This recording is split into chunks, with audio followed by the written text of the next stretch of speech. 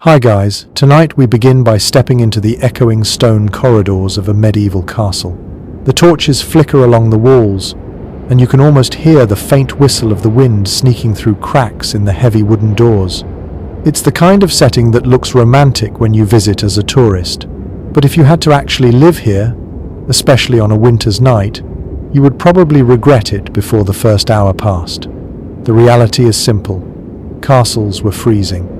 And if you had to sleep inside one, without central heating, insulated windows, or even a decent mattress by modern standards, you'd discover quickly that your biggest enemy wasn't rival knights, it was the cold. You probably won't survive this, at least not without a few tricks. So, before you get comfortable, take a moment to like the video and subscribe, but only if you genuinely enjoy what I do here. And if you're listening right now, post your location and the local time in the comments. I love seeing where in the world people are tuning in from. Now, dim the lights, let your breathing slow, and imagine yourself preparing for bed in a medieval stronghold. You trudge across the flagstone floor of a great chamber, boots scraping against surfaces worn smooth by centuries of feet. The cold bites at your skin even though you're fully dressed. The stone walls don't simply resist warmth, they swallow it whole. Historians often describe castles as marvels of defense, but rarely as marvels of comfort. And here's the blunt truth.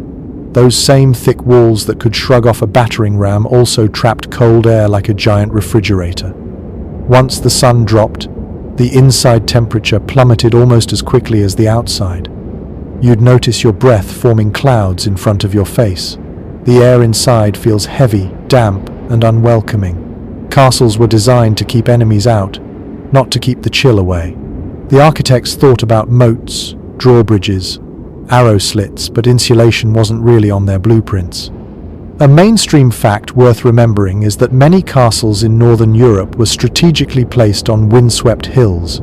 From a military standpoint, that was brilliant. You could see invaders coming, and the slopes gave you a defensive advantage. But from the perspective of someone trying to get some sleep, it was a curse. Wind scoured every surface and forced icy drafts through gaps in shutters and under doors. You couldn't ask for a worse sleeping environment if you tried. You might think the fireplaces would save you, but no. Even a roaring fire in the great hall barely warmed the immediate circle around it, and the further you moved from the flames, the colder it became. By the time you shuffled toward your bedchamber, the temperature could feel more like a cellar than a living space. Now here's a quirky tidbit. In some records from the late medieval period, travelers wrote about the shock of frost forming inside the bedrooms of castles.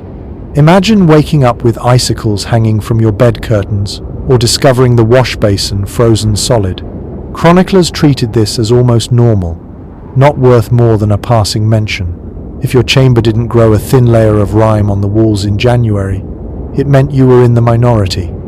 And yet, despite this, people survived. Somehow, they figured out ways to keep their bodies from becoming popsicles. Part of that survival instinct involved ritual. As night fell, entire households followed patterns meant to trap whatever warmth they could. The castle might be vast, but the focus was always on shrinking the living space at night. Fires were banked, beds were arranged with curtains, clothes were layered until mobility was a secondary concern, and everyone hoped the draft wouldn't be too cruel. You picture yourself walking into a medieval bedchamber. The bed itself is an impressive piece of carpentry, raised high above the floor. That wasn't for style, it was a strategy to escape the coldest layer of air, which always sinks. Even so, the stone radiates chill upward, and your body feels it the moment you climb under the covers. Historians still argue whether castles truly became more comfortable as centuries passed, or whether the myths of cozy, noble life were exaggerated by later storytellers. Some suggest that tapestries and thick draperies genuinely transformed rooms into warmer spaces, while others insist that the cold always won, no matter how much fabric you hung on the walls. The truth probably lies in the middle. Things improved somewhat, but never to the level of real comfort. You lie back in this imagined bed, the wooden frame creaking as straw-stuffed bedding rustles beneath you. Outside, The wind moans against the battlements. The only light is from a small oil lamp guttering near the bedside, and even that feels like it struggles to stay alive. Your toes already begin to ache with the sharp cold, even though you're still wrapped in your daytime clothes. And then the sounds of a castle night filter in, the distant echo of boots on stone as a guard changes watch, the creak of rafters under frost, a dog barking faintly in the courtyard, its voice muffled by the thickness of the walls. You might even hear the drip of water freezing somewhere nearby. None of it helps you feel warmer. Instead, it reminds you that the world outside is unforgiving. It's tempting to imagine the nobility snuggled in perfect comfort, while peasants froze in their cottages. But here's the funny thing. Sometimes the peasants had it better. Their homes, built of wood and daub, might trap heat from the hearth more efficiently than the vast, cavernous chambers of a lord's keep. A single fire in a small hut could keep an entire family decently warm. Meanwhile, you, a noble in a castle, could shiver in a stone box so large that even 5 roaring fireplaces wouldn't make a dent. That irony wasn't lost on contemporaries. A few surviving letters from clerics and noble visitors remark on the difficulty of getting restful sleep in castles during the winter. They describe the beds as grand, but the nights as bitter. Some even advised travelers to pack extra cloaks, not for show but for survival. As you continue picturing yourself lying there, you begin to appreciate the ingenuity it must have taken just to get through the night. You didn't simply crawl under a blanket and hope for the best. You layered fabrics, stacked furs, pulled curtains tight, and sometimes even shared your bed with companions, human or otherwise. Every step was about creating microclimates, little zones of warmth in an environment designed by nature and architecture to be relentlessly cold. The experience reshapes how you think about medieval life. These people weren't just warriors and lords, monks and maidens, they were survivalists. Every bedtime was a test, every winter a trial. And sleep, which we now consider an effortless luxury, had to be engineered carefully, with rituals passed down across generations. Imagine how grateful you'd feel for every flicker of warmth, the sudden comfort of a dog pressed against your feet, the thrill of hot stones placed near your bedding, the tiny victory of keeping frost off your beard through the night. These moments would stick with you far more vividly than any banquet or hunt. Survival was memorable. So tonight, as you lie in your modern bed with your central heating humming softly, you can spare a thought for those who once lay shivering in stone chambers. Their nights were long, their mornings bitter, and yet they endured. They found a way to sleep in places that should have been uninhabitable. That ingenuity is what we'll continue to explore, layer by layer, trick by trick, as this story carries you deeper into the medieval night.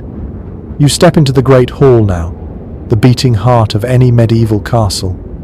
If the bedchamber was a tomb of stone and draughts, this place is at least alive with flickers of warmth. Long trestle tables stretch across the floor, their wooden surfaces polished by countless elbows and tankards.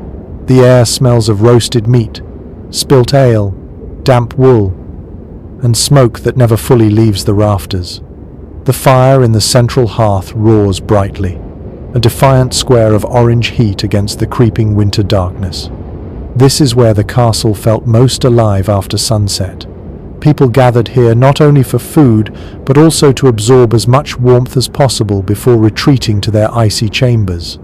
Servants dart back and forth carrying trenchers of bread, jugs of ale, and great platters of steaming pottage. Dogs scavenge underfoot, tails wagging, hoping for scraps. The hall is loud, almost raucous, with laughter, song, and the clattering of knives against plates. For a little while, you forget that outside the wind howls across the battlements and frost is forming on the windows. Here's the plain fact. The Great Hall was the only space in most castles where heating was even remotely successful. A huge open hearth dominated the center or end of the room, and the fire was fed almost constantly in winter. Logs, sometimes entire tree trunks, were hauled in to keep it going. If you had rank, you claimed a seat near it, basking in that golden glow while servants or less fortunate souls shivered along the edges. But here's the catch. Even in this grand room, the heat only traveled so far. The farther you sat from the flames, the colder the air became, until it felt as though the walls themselves breathed out frost. Heat rose upward, trapped in the smoke-stained rafters, while those on the floor wrapped themselves in cloaks and huddled together. In truth, only a lucky few were ever warm, and everyone else pretended to be. One quirky tidbit that chroniclers mention is that feasts sometimes doubled as strategic heating sessions. Nobles scheduled their largest gatherings during the bitter months, knowing that the body heat of hundreds of guests combined with the fire would turn the great hall into something approaching cozy. In some accounts, it's even said that servants were told to stand closer together simply to generate extra warmth. You could say that feasting was as much about survival as it was about merrymaking. But the glow of the hall didn't last. When the feast wound down, the minstrels packed away their instruments, and the guests staggered off to their beds. The fire was eventually allowed to burn low. Embers glowed red, a last stand against the cold, and shadows grew long on the stone walls. That heat you clung to during the evening dissipated quickly. Within an hour or two, the great hall itself would fall back into frigid silence. Imagine yourself now. You're lingering by the fire, unwilling to leave, stretching your hands to soak up every last spark of warmth. Your cheeks glow hot, but the back of your body already feels the cold creeping in, reminding you of what waits upstairs. The smoke stings your eyes and clings to your hair, but you still dread the moment when you have to climb the spiral staircase to your chamber. Historians still debate whether some castles developed more sophisticated heating systems for their great halls. A few argue that vents and flues allowed the warmth to circulate, especially in later centuries. Others suggest this is wishful thinking, pointing out that medieval building technology simply didn't prioritize comfort. The consensus leans toward the harsher truth. The Great Hall was warm only in the immediate vicinity of the fire and nowhere else. Even the acoustics reminded you that this wasn't a cozy lodge but a cavernous chamber of power. Every laugh echoed, every footstep amplified, until the soundscape itself seemed too large, too cold, and when the hall emptied, the silence became oppressive, like sitting in the belly of a sleeping giant. One of the most telling images is the transition itself, the walk from the great hall to your bedchamber. Picture leaving the golden firelight, stepping into a narrow passage lit by a single torch. The draft hits you instantly, a knife of cold air rushing through arrow slits and unsealed doorways. Your breath fogs again. The warmth you just carried in your bones drains away as though the castle itself is feeding on it. That shift, from one room of temporary comfort to the endless chill beyond, defined medieval nights. Sometimes, nobles lingered so long in the great hall that they practically slept there. A high-backed bench pulled close to the hearth could serve as a makeshift bed, and servants or guards often collapsed near the embers rather than face their chambers.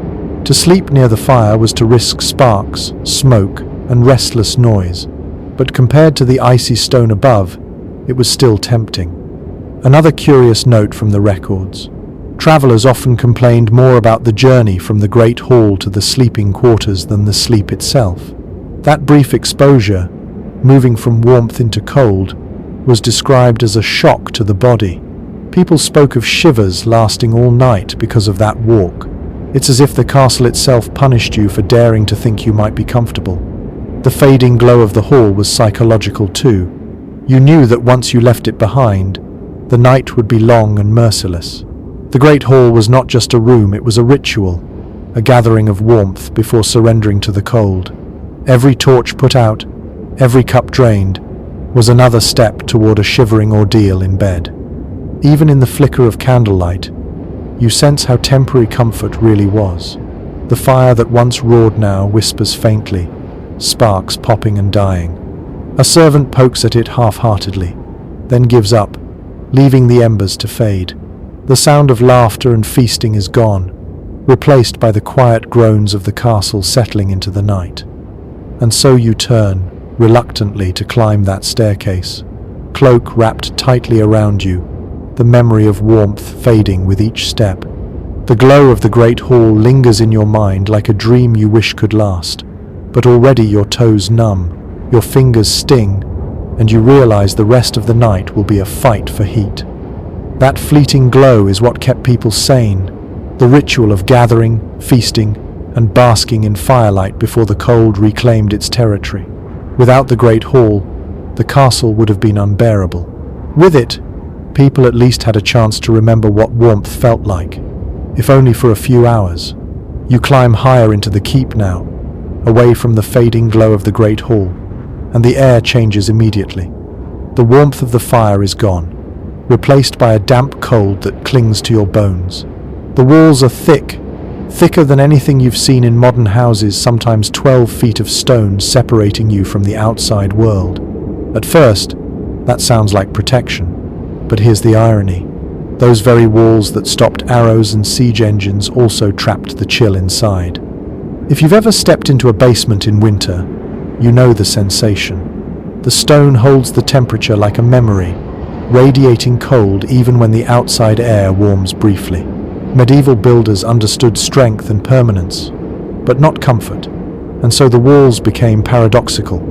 Fortresses against men, but not against the weather. One fact historians agree on is that castles rarely warmed beyond a narrow radius around the hearth.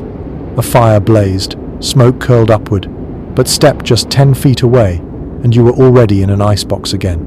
Written accounts from the 13th and 14th centuries describe noble families sitting directly in front of the flames, cloaks pulled over their heads, while behind them servants stamped their feet to keep circulation going. The fire created a bubble of tolerable heat, but the stone around it refused to yield. Now, a curious note from travelers' journals. Some complained that the walls themselves sweated. Moisture condensed on the cold stone and ran down in streaks, making chambers damp and unpleasant. Imagine lying in bed and hearing tiny drips hitting the floor beside you all night long. Not exactly the lullaby you wanted. In some seasons, moss even grew on the interior surfaces. So yes, you lived inside a castle, but at times it resembled more of a cave. Modern scholars still wrestle with the question of whether tapestries and hangings really made much difference. We picture grand walls lined with richly woven cloth, but did those thick fabrics truly insulate the room, or did they merely decorate? Some researchers argue they cut drafts noticeably, creating pockets of warmth behind the drapery. Others think this was exaggerated in later romanticized depictions, pointing out that even the richest cloth couldn't compete with freezing air filtering through unglazed windows and door cracks. The debate lingers, unresolved, but it tells you one thing clearly. People were desperate enough to try almost anything. So picture it now. You enter a bedchamber in late January. The fire in the hearth is small, perhaps already guttering. The walls rise like cliffs around you, their surface slick with condensation. Even wrapped in layers of wool, you shiver. The bed stands proud in the center, heavy curtains drawn around it. Behind those curtains, the air might be a few degrees warmer, a little cocoon carved out of the cold, but outside them, the chamber feels like a stone tomb. The psychological effect was just as severe. People wrote about dreading the cold more than hunger or even illness. At least hunger and illness passed eventually. The cold was relentless every single night of the winter season. When you lived in a castle, you couldn't escape it. That sense of imprisonment in your own home left its mark. You imagine lying there, pulling the coverlet tight, listening to the hiss of wind sneaking through arrow slits. Your ears burn with cold, your fingers stiffen. Even your dreams, when they come, are haunted by images of ice and fire. The stone walls surround you not like a protective shield, but like a refrigerator that never switches off. And here's where your perspective shifts. Castles weren't glamorous in daily life. They were survival machines, yes, but they made you pay a price for that protection. Comfort was sacrificed for security. And every winter's night reminded you that stone might keep you safe from arrows, but it would never keep you warm. The more you think about it, the clearer it becomes. Sleeping in a medieval castle was less about resting peacefully and more about staging a small war against the environment. The enemy was invisible but merciless. And the battlefield was always the same. Your chamber, your bed, your body. You shuffle across the chamber floor, and instead of carpets or polished wood, your boots crunch against something far humbler, rushes strewn across the stone. These weren't just decoration. They were a practical attempt to soften the cold underfoot, soak up spills, and, most importantly, act as a crude form of insulation. Documents from the later Middle Ages describe how households renewed the rushes a few times each year, layering them thick in noble halls and chambers. When freshly laid, they smelled faintly of the outdoors, grassy, earthy, almost pleasant. For a little while, you might feel as though a part of summer had been carried inside. The plants added padding, muffled footsteps, and helped hold in what little warmth could be trapped near the ground. But the charm didn't last. Over time, the rushes grew foul. Food scraps, spilled ale, and stray bones from the feast lodged themselves within. Mice and insects treated the floor as their playground. If you're picturing a cozy, natural carpet, think again. By the end of winter, the rushes could be so filthy that one French moralist complained it was like sleeping in a midden. What strikes you as fascinating is how these rushes worked double duty. Yes, they trapped a thin layer of warmth, but they also absorbed moisture from the damp stone. In a castle where condensation dripped constantly from the walls, this mattered. Otherwise, every step would have been across slick stone and puddles of freezing water. A peculiar aside appears in some English household accounts. Herbs such as lavender, rosemary, or meadowsweet were sometimes sprinkled among the rushes. The idea was partly practical. Strong-smelling plants disguised odors from rotting scraps, but it also provided a whiff of comfort in rooms otherwise thick with smoke and damp. Imagine settling into bed and catching a faint note of lavender beneath the overwhelming scent of wet wool and wood smoke. It wouldn't make you warmer, but it might make the night a little more bearable. There's an ongoing debate among architectural historians about just how effective these rushes really were. Some argue they genuinely provided warmth by creating an insulating mat between human feet and icy stone. Others dismiss them as largely symbolic gestures of order and cleanliness, pointing out that most of the heat loss came from walls and ceilings anyway. The evidence is patchy, and so the question lingers. Were the rushes a true medieval technology of warmth, or simply a messy habit disguised as tradition? You picture yourself now, lying in bed while a servant finishes scattering new rushes across the chamber.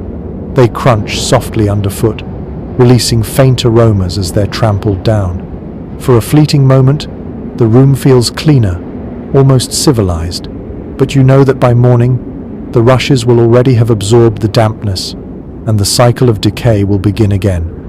Think of the sensory overload of such a bedroom. Beneath your sheets, you might feel the comfort of wool or fur, but rising around you is the musty smell of old rushes, the sharp tang of herbs, and the omnipresent smoke clinging to your clothes.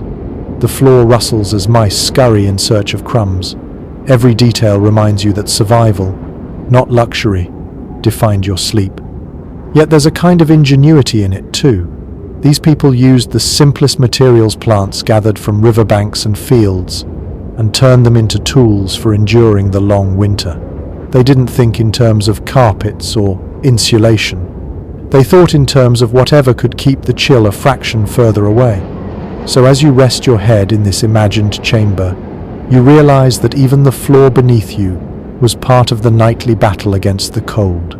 Stone was the enemy, rushes were the fragile shield.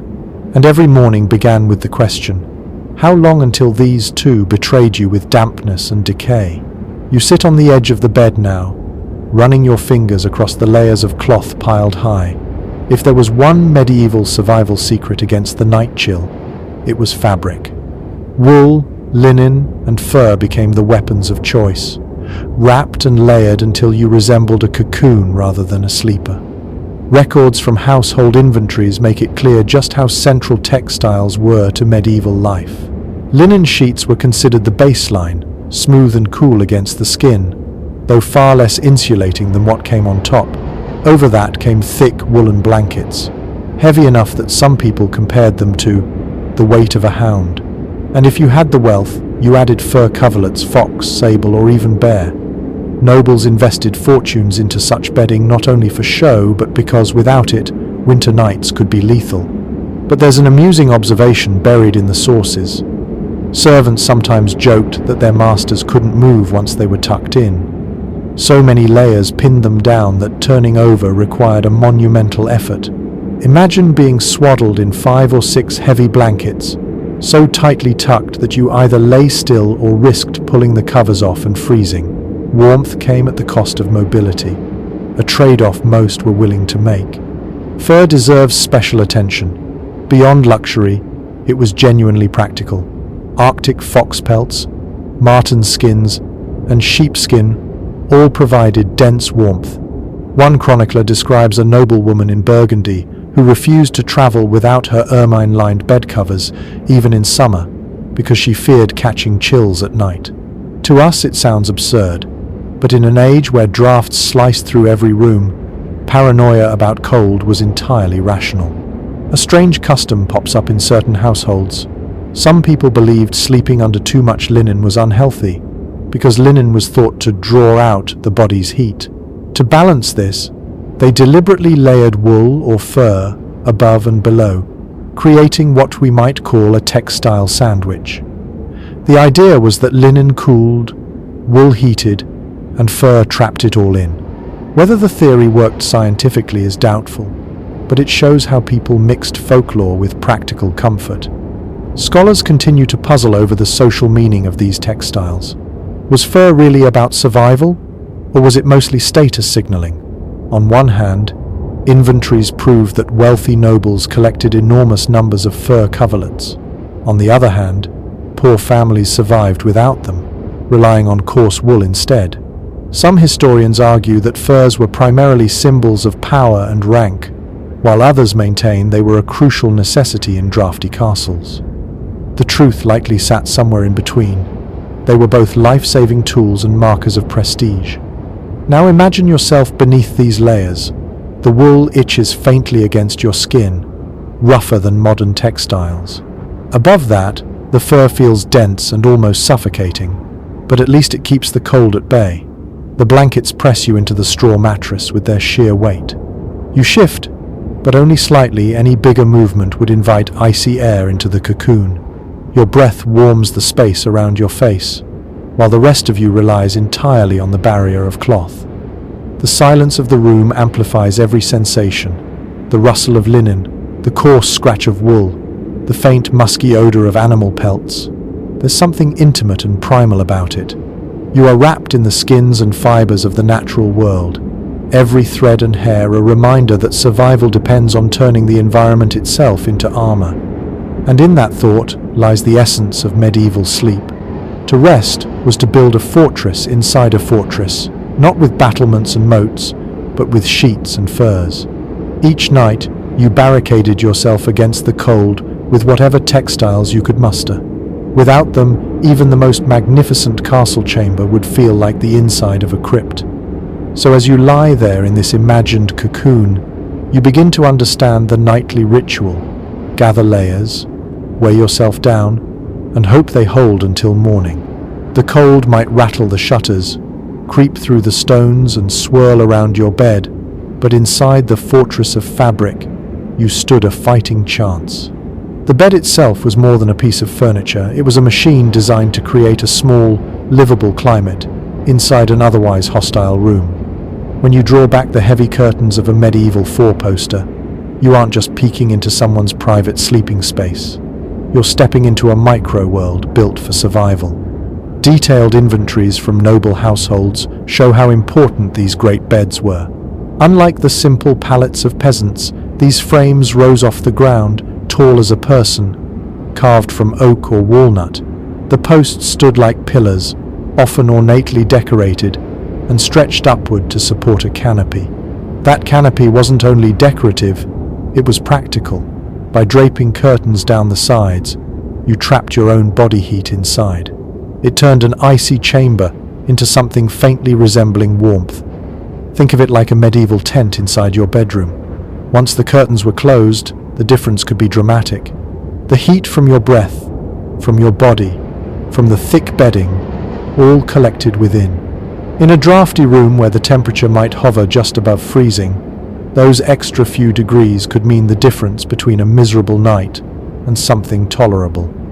There's an oft-cited record from a French duchess who travelled with her bed dismantled and packed on carts. Why go to that trouble? Because the bed wasn't just furniture, it was life support. To sleep in an unfamiliar castle or abbey without your own canopy and curtains was to risk shivering all night long. A curious detail crops up in some English sources. The curtains themselves were sometimes waxed or lined with oiled cloth to block drafts more effectively.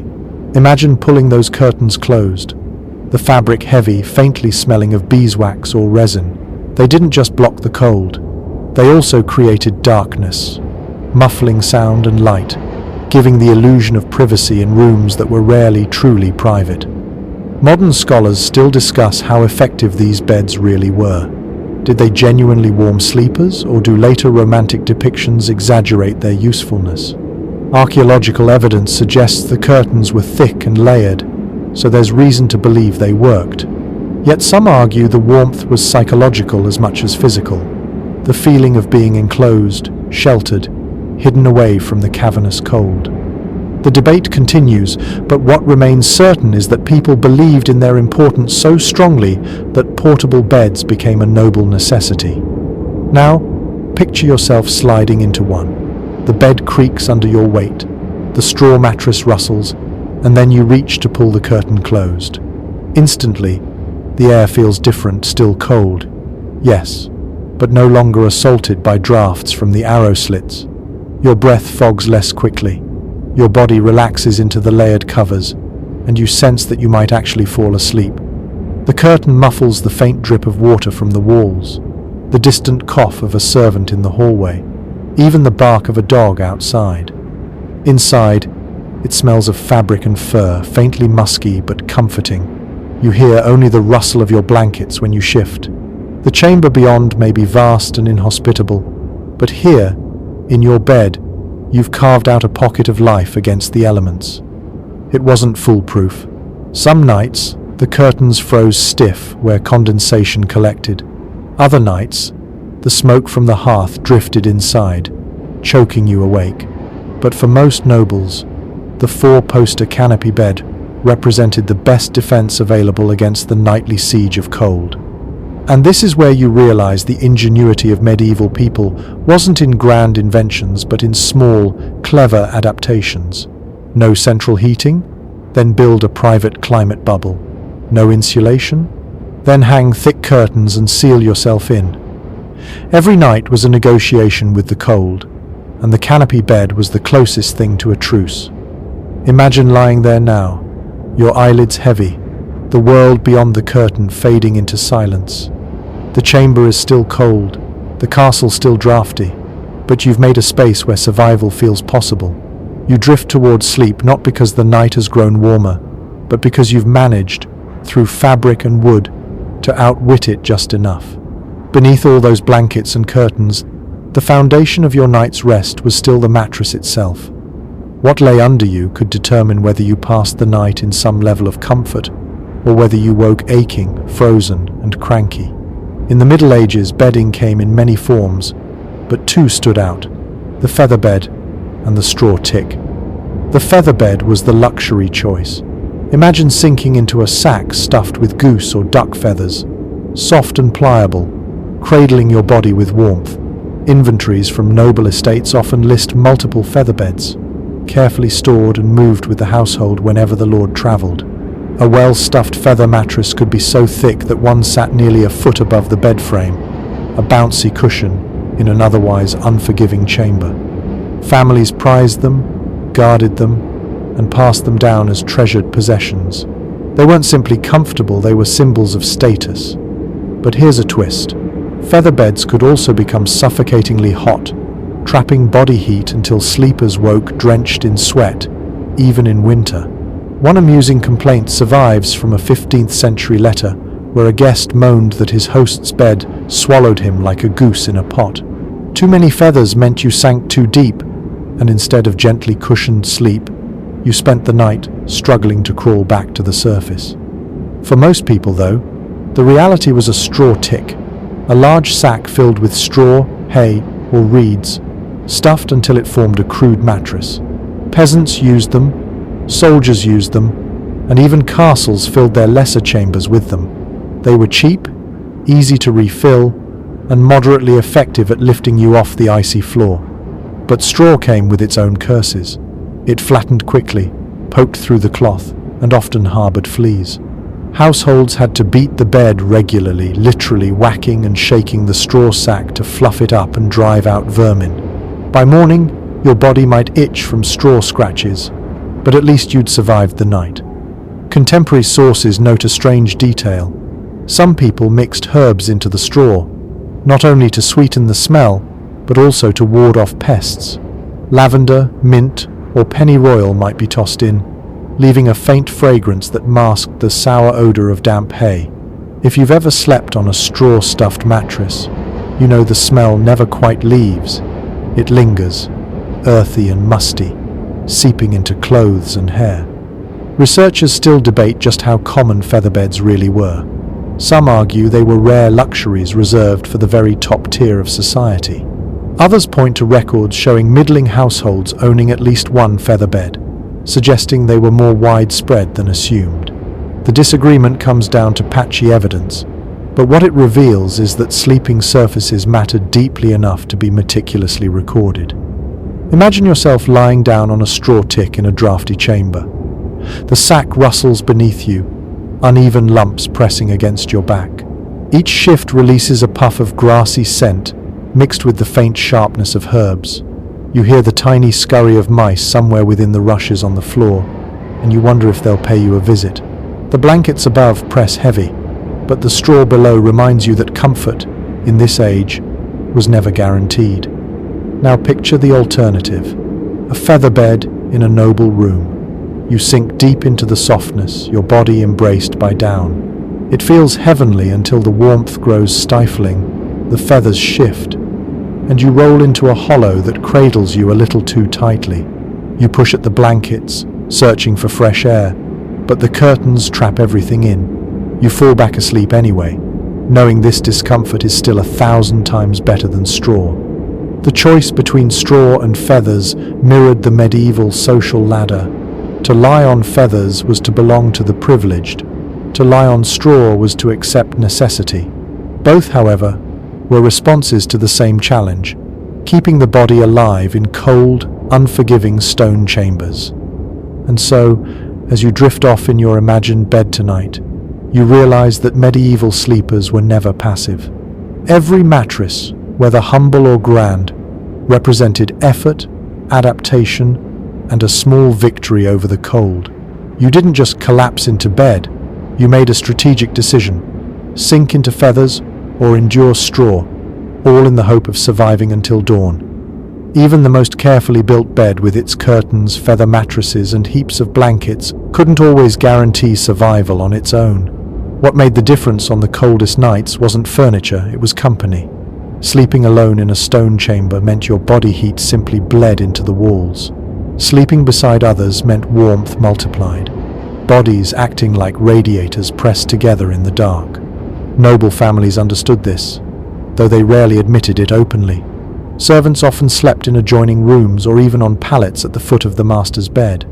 The arrangement wasn't only about service or security, it was also practical. More people in a space meant higher temperatures, even if only by a few precious degrees. You might not notice the warmth at first, but come midnight, when frost gathered on the inside of the shutters, every extra body counted. Accounts from medieval monasteries reveal that monks slept in long rows, their cots or straw beds side by side in drafty dormitories. The reasoning wasn't solely communal discipline, it was also survival. In those crowded quarters, body heat created a layer of insulation, however thin. The same principle applied in barracks, where soldiers huddled in rows, cloaks pulled tight, trusting that together they'd resist the chill better than alone. A curious anecdote comes from a 14th century English manor. One nobleman's will specifically ordered that his favourite squire be granted a place near his lord's chamber fire at night. Scholars interpret this not only as a mark of favour, but as an admission that the warmth of companionship was as valuable as inheritance. To be invited to share a bed or chamber was not merely intimacy, it was a privilege of warmth. There was, of course, another layer to the practice. Animals. Dogs in particular became literal heaters. The phrase, "a three-dog night," may come from much later folklore, but the idea is rooted in reality. Medieval people often allowed hounds into the bed, not only for companionship, but because the animals radiated heat. A couple of large mastiffs curled at your feet might mean the difference between numb toes and comfort. Travelers even recorded that in some inns, guests slept packed together with dogs, goats, or even sheep beside them. The smell was intense, but warmth trumped fragrance. Scholarly debate continues over just how socially acceptable bed sharing was among nobles. Some argue it was routine lords with trusted companions, ladies with maids, travelers with strangers. Others insist that among the elite, such intimacy was limited and carefully controlled, with servants relegated to nearby pallets rather than inside the bed itself. What is clear, however, is that in lower classes, bed sharing was normal. Families piled together, parents, children, and often grandparents, forming a tangle of limbs under a single heap of blankets. Privacy meant little when survival was at stake. Imagine now that you lie in such a bed, not alone but pressed shoulder to shoulder with others. The first few minutes feel awkward. Elbows poke, someone coughs, a blanket slips. But soon the warmth builds, a shared cocoon of body heat. You feel the dog's weight against your feet, hear the soft breathing of your companions, and slowly your muscles unclench. The castle may howl with wind, but inside this cluster, you almost believe in comfort. Of course, this came with drawbacks. Fleas and lice spread easily, and whispers in the dark carried secrets. But when you weighed those irritations against the risk of shivering through a sleepless night, the choice was simple. You chose warmth over dignity, companionship over solitude. To modern minds, the thought of sharing a bed with servants, siblings, or animals may feel uncomfortable, but for the medieval sleeper, it was survival strategy, passed down and accepted as common sense. In a world of stone and frost, every extra body was a blessing. So as you pull your own blanket tighter tonight, think of those long-ago sleepers who faced the same cold but had fewer defenses. Their solution was simple: share what warmth you had and hope the night would be merciful. Imagine blowing out your candle and settling under the covers.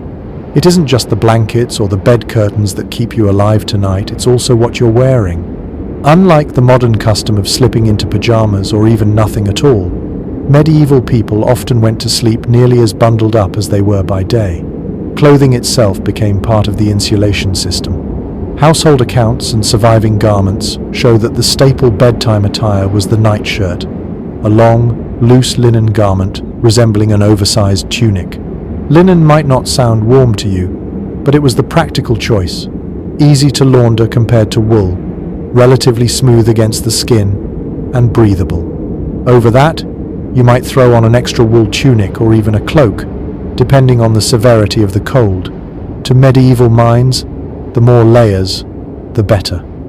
But one detail stands out: the nightcap, or coif. These were small cloth caps tied under the chin or simply pulled snugly over the head. Why such an emphasis on covering the skull? Because it was widely believed, quite sensibly, that most body heat escaped through the head.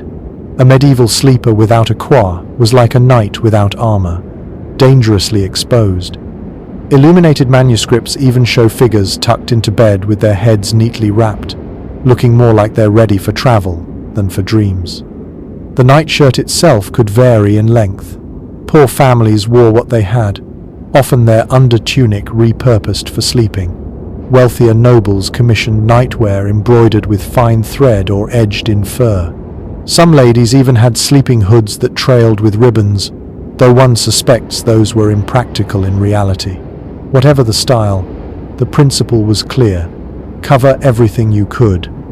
A curious note from a 15th century medical text recommends that sleepers bind their feet in linen or wool against the night air. This wasn't mere fashion. It was early recognition that extremities froze first. People wrapped their toes, ankles, and even hands in strips of cloth before bed, creating makeshift socks and mittens. You can almost feel it. Your hands swaddled, your feet cocooned, every inch of skin shielded from the relentless cold. But what about debate? Scholars remain divided over how widely specialized sleep clothing existed, as opposed to simply reusing daytime garments. Some argue that for peasants, there was no such thing as nightwear. People simply collapsed in whatever they wore during the day. Others point to wills and inventories that mention night linens, specifically, suggesting that at least for the middle and upper classes, distinct sleep attire was normal. Both views hold truth depending on rank and region, but all agree that covering up at night was non-negotiable. Now picture yourself preparing for bed in this way. You strip off your heavier outer layers, slip into a long linen shirt, and tug a cap snugly over your ears. The air nips at your neck until you pull the blankets up.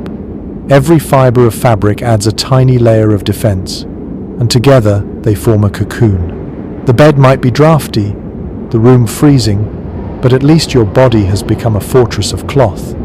The sensory details are vivid. The linen is cool and faintly scratchy at first, warming as your skin heats it. The wool smells faintly of sheep and lanolin, earthy but reassuring. Your cap presses gently around your head, muting sound and making you feel enclosed. You wriggle into position, swaddled like a parcel, and wait for sleep to come. There was another reason for night clothes beyond warmth: modesty. In a world where bed sharing was common, being half-dressed or naked was unacceptable. Even married couples were often depicted in manuscripts wearing caps and long shirts in bed. It wasn't just about surviving the night, it was about propriety. And so, whether you were a lord, a lady, a servant, or a soldier, your nightshirt and coif served a social function as much as a practical one. Think of the rhythm of such nights. The ritual of dressing not down but up, layering more cloth, tying knots, and smoothing wrinkles before extinguishing the light. In our modern sense, nightwear is associated with relaxation. For the medieval sleeper, it was armor against the elements. So, as you tug your own blanket tonight, think of those long-ago figures who climbed into bed looking more like travelers than dreamers, bundled in linen and wool, heads wrapped tightly against the dark. Their sleep was not effortless. It was engineered, stitch by stitch, layer by layer, against the endless siege of cold stone. Picture the moment before you slip under the covers. A servant steps forward carrying a long-handled pan, its brass surface glowing faintly in the firelight. Inside, hot coals crackle and hiss, filling the chamber with the smell of ash and heated metal. This curious object was the medieval warming pan, a tool as simple as it was ingenious, because who wanted to crawl into sheets that felt like blocks of ice? The ritual went like this. The servant slid the pan back and forth between the bedclothes, the coals inside radiating heat through tiny perforations. The sheets above puffed with smoke, and the air filled with the faint tang of burning wood. For a few minutes, the bed transformed from a frozen slab into something almost inviting. Without this step, you might lie shivering for an hour before your own body heat finally softened the chill. Surviving inventories from noble households list warming pans alongside candlesticks and chamber pots, ordinary tools of nightly life. They weren't rare, they were expected. By the late Middle Ages, wealthy homes across Europe treated them as essential in winter. A chamber without one was either neglected or occupied by someone low enough in status not to merit the luxury. But these pans carried hazards too. Contemporary letters complain of sheets scorched black or even set ablaze when servants left the pan in one place too long. Imagine sliding into bed only to discover a smoking hole where your linen should be. There are stories half comical, half tragic of noblemen springing from bed in the middle of the night because sparks from a warming pan had caught the blankets. In a wooden-roofed chamber full of dry rushes, such accidents were no small matter. One particularly odd account from Italy describes sprinkling aromatic herbs directly onto the coals before warming the bed. The smoke left behind was thought to purify the air and ward off disease. You can almost smell it now. Lavender and rosemary mingling with the sharp tang of embers clinging to the fabric as you finally climbed beneath it. The belief combined practicality with superstition, a nightly battle against both cold and invisible illnesses. Specialists in medieval domestic life still discuss how widespread warming pans truly were. Some argue they were confined mainly to high-status households, too expensive and risky for common folk. Others counter that simpler versions, such as clay pots filled with embers wrapped in cloth, were common among middling families. The truth is elusive, because such humble items rarely survived. What's clear, however, is that some method of preheating the bed existed across society, even if the form varied. Now imagine yourself watching the process in your chamber. The servant draws the pan steadily across the sheets, steam rising faintly as dampness evaporates. When the pan is withdrawn, the air under the covers is unexpectedly warm, almost startling after the bitter cold of the room. You slide inside quickly, trying to trap that heat before it escapes. For a few minutes, the cocoon feels blissful, as if you've stolen a pocket of summer in the heart of winter. But it doesn't last. The warmth fades rapidly, replaced once more by the relentless chill of the castle walls. The trick was never about keeping you comfortable all night. It was about making the first moments of sleep bearable. Once your body relaxed, once exhaustion overcame the shivering, you were more likely to drift into slumber and let your own heat do the rest. The warming pan was a symbol of compromise, never enough to solve the cold entirely, but enough to buy you a start. In a way, it was like striking a bargain with the night. Give me a few minutes of comfort, and I'll endure the rest. As you imagine yourself lying there, drifting off with the faint scent of embers still clinging to your sheets, you realize just how ritualized medieval sleep really was. Every evening involved a choreography of tools, garments, and gestures. The warming pan wasn't a luxury for show, it was part of the survival kit, and without it, many nights would have begun in misery rather than rest. You stir in your imagined bed, tugging the heavy blankets closer, when suddenly you feel a weight press against your legs. A warm, solid shape curls into the crook of your knees, sighs contentedly, and settles down for the night. It isn't another person, it's a dog, or perhaps two, maybe even three, if you were lucky. The practice of letting animals share the bed was far from unusual. Dogs especially were not just guardians of property or hunting companions, they were heaters. Their thick coats radiated warmth, and their loyalty meant they would stay near their masters through the long hours of the dark. A castle chamber that felt like an ice cave could become significantly more bearable with a few hounds snuggled up at your feet. Wills and household records from the later Middle Ages occasionally mention small lapdogs gifted to noble women, not only for companionship but for warmth in bed. These comfort dogs, as we might call them now, were pampered creatures, brushed and perfumed, but their most important role was to chase away the chill of winter nights. Larger breeds, meanwhile, stretched out like furry logs across the bottom of the bed, protecting toes from frostbite. There is even a curious reference from Scandinavia describing how travelers in winter inns often requested to sleep in stalls with animals rather than in the unheated guest rooms. Horses, cattle, and sheep produced so much heat that sleeping near them was preferable to a lonely bed in stone. Imagine drifting off to the steady breathing of a cow beside you, the air heavy with the smell of hay, but your body warmed by the sheer heat of its bulk. Not glamorous, but effective. Dogs, however, carried a special intimacy. A medieval proverb in French claims that a faithful dog keeps the frost away from his master's heart. It's both literal and poetic. The animal's warmth sustained the body, while its presence soothed the spirit in lonely, drafty castles. Scholars remain divided on how universal this practice was. Some maintain that allowing animals in noble beds was frowned upon in formal households, relegated to private indulgence rather than open custom. Others argue the evidence suggests it was widespread, especially in rural or frontier castles, where survival mattered more than etiquette. The debate circles around whether the image of a lady sleeping with a lapdog is romantic exaggeration or practical truth. Now picture the scene vividly. You lie swaddled in your linen nightshirt and wool blankets, the curtains of the bed drawn tight. Outside, the wind shrieks along the battlements. Your toes ache with cold until, suddenly, you feel the warmth of a hound pressed against them. Its fur is coarse, its body solid, and though it carries the scent of the hunt and the outdoors, you welcome it without hesitation. Another dog curls at your side, and soon you are cocooned not just in cloth but in living heat. The chamber may still be icy, but inside the bed, the world is transformed. Of course, this came with inconveniences. Dogs shed hair, dragged in dirt, and sometimes gnawed on bones hidden under the covers. Insects traveled with them, spreading to their human companions. And yet the trade-off was worth it. Better fleas than frostbite, better a dirty blanket than a night without sleep. The sensory mix is unforgettable. The earthy smell of dog fur, the faint smoke clinging to your clothes, the heavy press of blankets, and underneath it all the steady rhythm of another creature's breathing. It's no wonder people spoke of their animals with affection bordering on reverence. To share warmth was to share survival.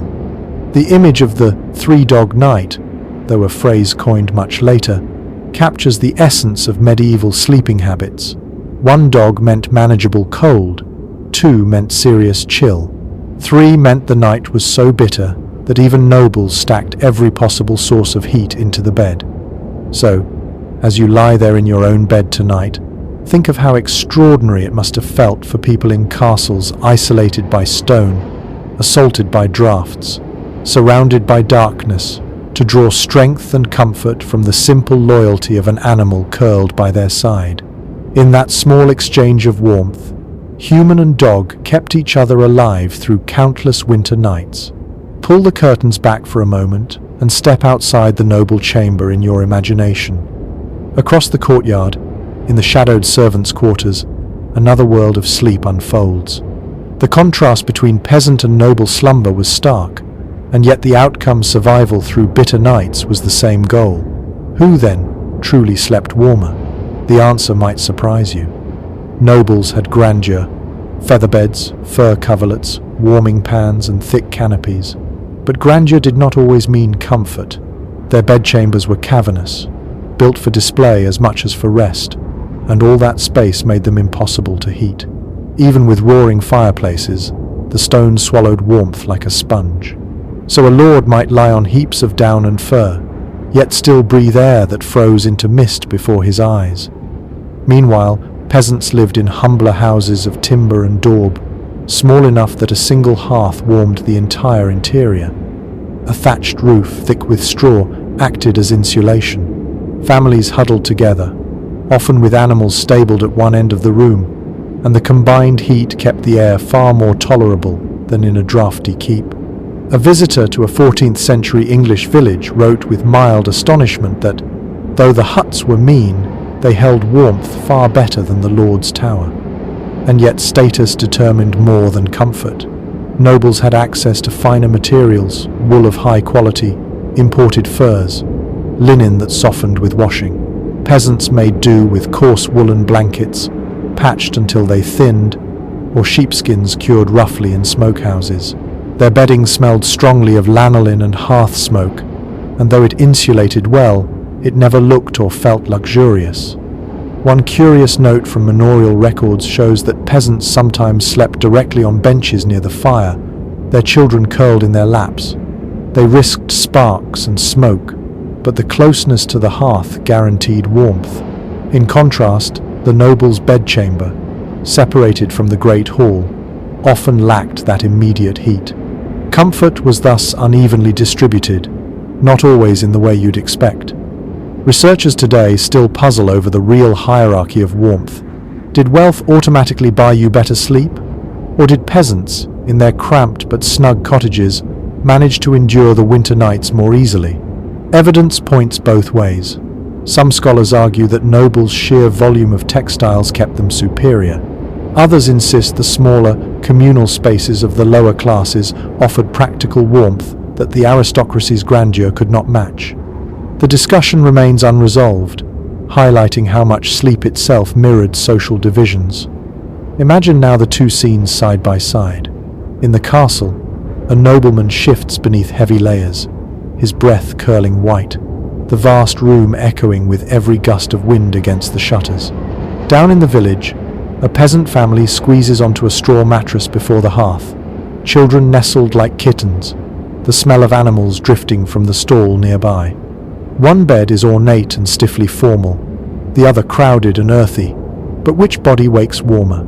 The question lingers, and perhaps no one answer fits all cases. Still, both noble and peasant shared one truth: they adapted. Survival in the medieval night was not about absolute comfort, but about learning to live with hardship, reshaping homes and habits until rest became possible. Nobles may have flaunted luxury, peasants may have relied on closeness and simplicity, but all slept under the same winter stars, shivering and dreaming their way toward morning. As you drift in your own warm bed tonight, you can sense the irony. Status determined the trappings, but not always the quality, of medieval sleep. Sometimes the humblest hut held more genuine warmth than the grandest hall. You might think that once a bed was established in a noble chamber, it never moved. After all, these beds were massive objects, heavy with carved posts and curtains. But in practice, families often shifted where they slept according to the season. Bedrooms were not fixed, timeless sanctuaries. They were flexible spaces, chosen for their relationship to sunlight, fire, and wind. In other words, you chased the sun in winter and fled it in summer. Documents from noble estates reveal this habit plainly. Some castles had winter chambers and summer chambers, not because people wanted a change of scenery, but because the physics of warmth demanded it. In cold months, families moved into rooms with southern exposure, where the weak sun struck through the windows for a few precious hours each day. The walls there stored a little more heat, the air felt a little less hostile, and waking up wasn't quite so brutal. Come summer, they abandoned those sunlit spaces and retreated into north-facing rooms, darker and cooler. There is a well-documented example in the accounts of Edward IV's household, where entire beds and furnishings were moved seasonally. Servants carried feather beds, linens, and tapestries from one chamber to another, creating temporary nests wherever the king chose to rest. It was a logistical ordeal, but for those living in stone palaces, mobility was essential to survive.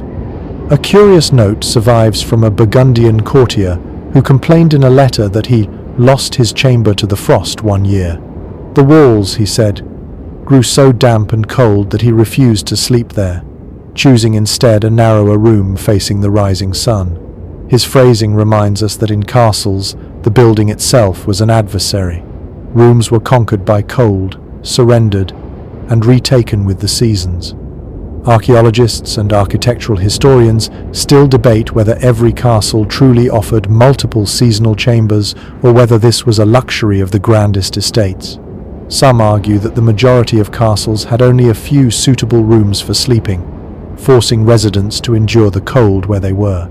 Others insist that evidence of window placements, fireplaces, and surviving records shows intentional design for seasonal living. The argument remains unresolved, but the image is persuasive.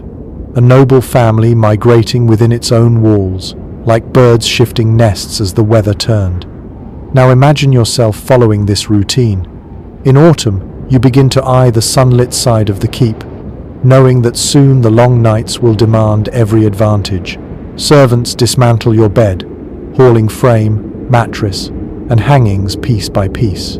The sound of carpenters adjusting posts echoes in the new chamber, while tapestries are hammered into place to block drafts.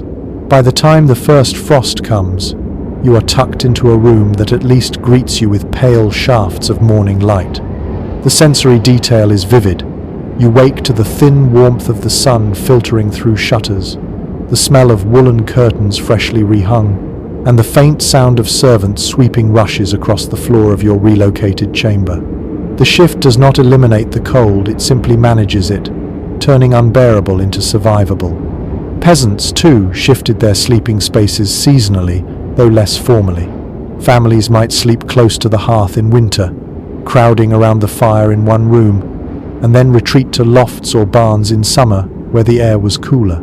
In both castles and cottages, sleep was mobile, dictated by the elements rather than interior design. This practice reminds you that medieval life had little of our modern notion of fixed bedrooms.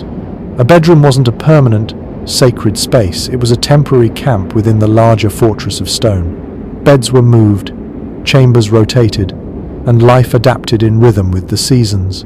The castle was alive, reshaped by light and temperature, its inhabitants shifting like nomads within its walls. And so you see another truth of medieval sleep.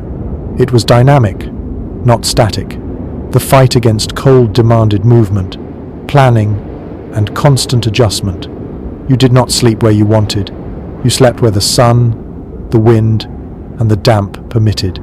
And each year, as the earth turned, you began that cycle again. Stand for a moment by the narrow window of a medieval chamber and feel the draft slip across your skin. Unlike today's homes, with their glass panes and sealed frames, castle windows were vulnerable holes in the wall. They were defenses against arrows, but invitations to the wind. Without glass, without double glazing, without even the notion of insulation, these openings were simply shutters or stretched cloth that kept out little more than rain and birds. Written surveys of medieval households reveal that in many castles, glass was so rare it was reserved for chapels or the lord's private oratory. Ordinary chambers had wooden shutters, thick planks that could be barred from the inside. In summer, they stood open for light and air, but in winter, they shut tight, creaking in the wind. Yet wood alone was no shield against the chill. Cold crept through cracks, and the room grew damp. A practical solution was to stretch cloth across the opening, sometimes linen soaked in oil or wax, to make it translucent and resistant to rain. By day, this allowed a dim, amber glow to enter, soft and hazy, like sunlight through parchment. By night, it dulled the shriek of the wind, but never silenced it. The fabric flapped, the frame rattled, and sleepers learned to live with the constant reminder that their fortress was porous. One intriguing reference comes from a 13th century French household account describing horn windows. Thin slices of animal horn were scraped translucent and set into wooden frames. These provided a crude but sturdier alternative to cloth. They admitted pale light and resisted weather better, though they yellowed quickly and warped. Imagine looking out through such panes, the world blurred as if seen through fogged glass. Yet inside your chamber, the air just a fraction less brutal. Archaeologists and architectural historians debate how common these horn or oiled cloth windows really were. Some argue they were luxuries of the wealthiest castles, while most households relied only on shutters. Others suggest that by the later Middle Ages, they were surprisingly widespread in Northern Europe.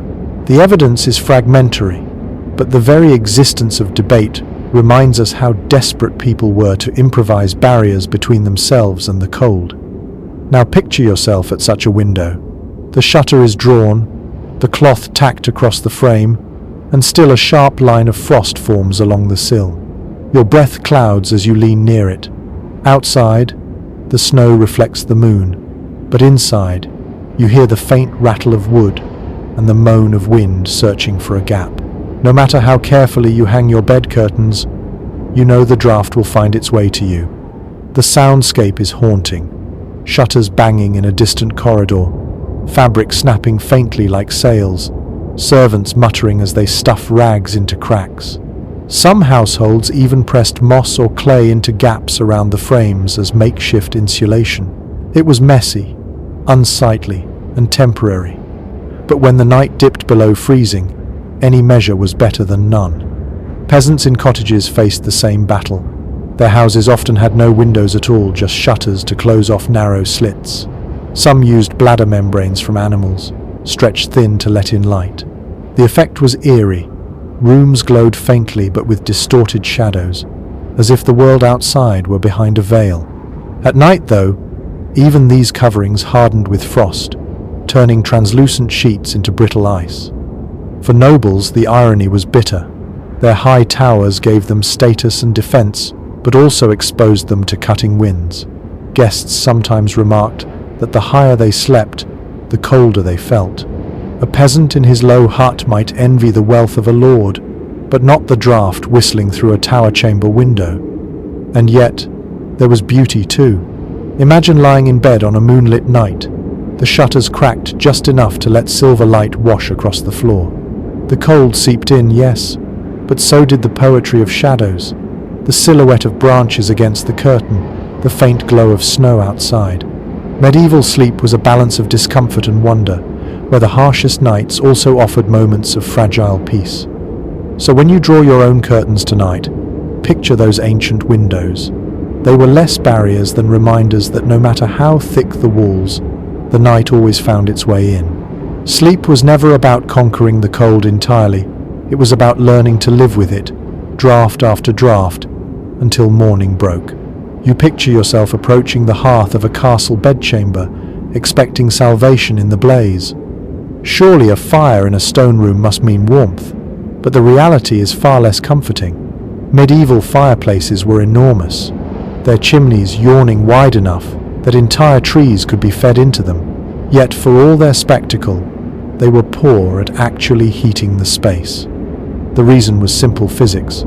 The wider the chimney, the more heat escaped directly upward with the smoke. Flames roared, sparks danced, logs collapsed into glowing embers, and yet stepped more than a few paces away, and your breath still misted in the air. The fire created a bright oasis of heat in its immediate circle, but beyond that, the castle chamber remained bitterly cold. Household records emphasize how much wood this demanded. A single winter week in a large castle might consume entire wagon loads of timber. Forest management became a constant concern, not just for construction but for fuel. One lord in France complained bitterly in his letters that keeping his great hall warm had emptied the woods faster than any war. Fires devoured resources, yet rarely provided the comfort one imagined. There were amusing accounts too. Guests sometimes joked that noble fireplaces were big enough to roast an ox but too weak to warm a man. The exaggeration rings true. These hearths provided spectacle, light, and a sense of majesty, but little real relief against the unrelenting chill of stone walls.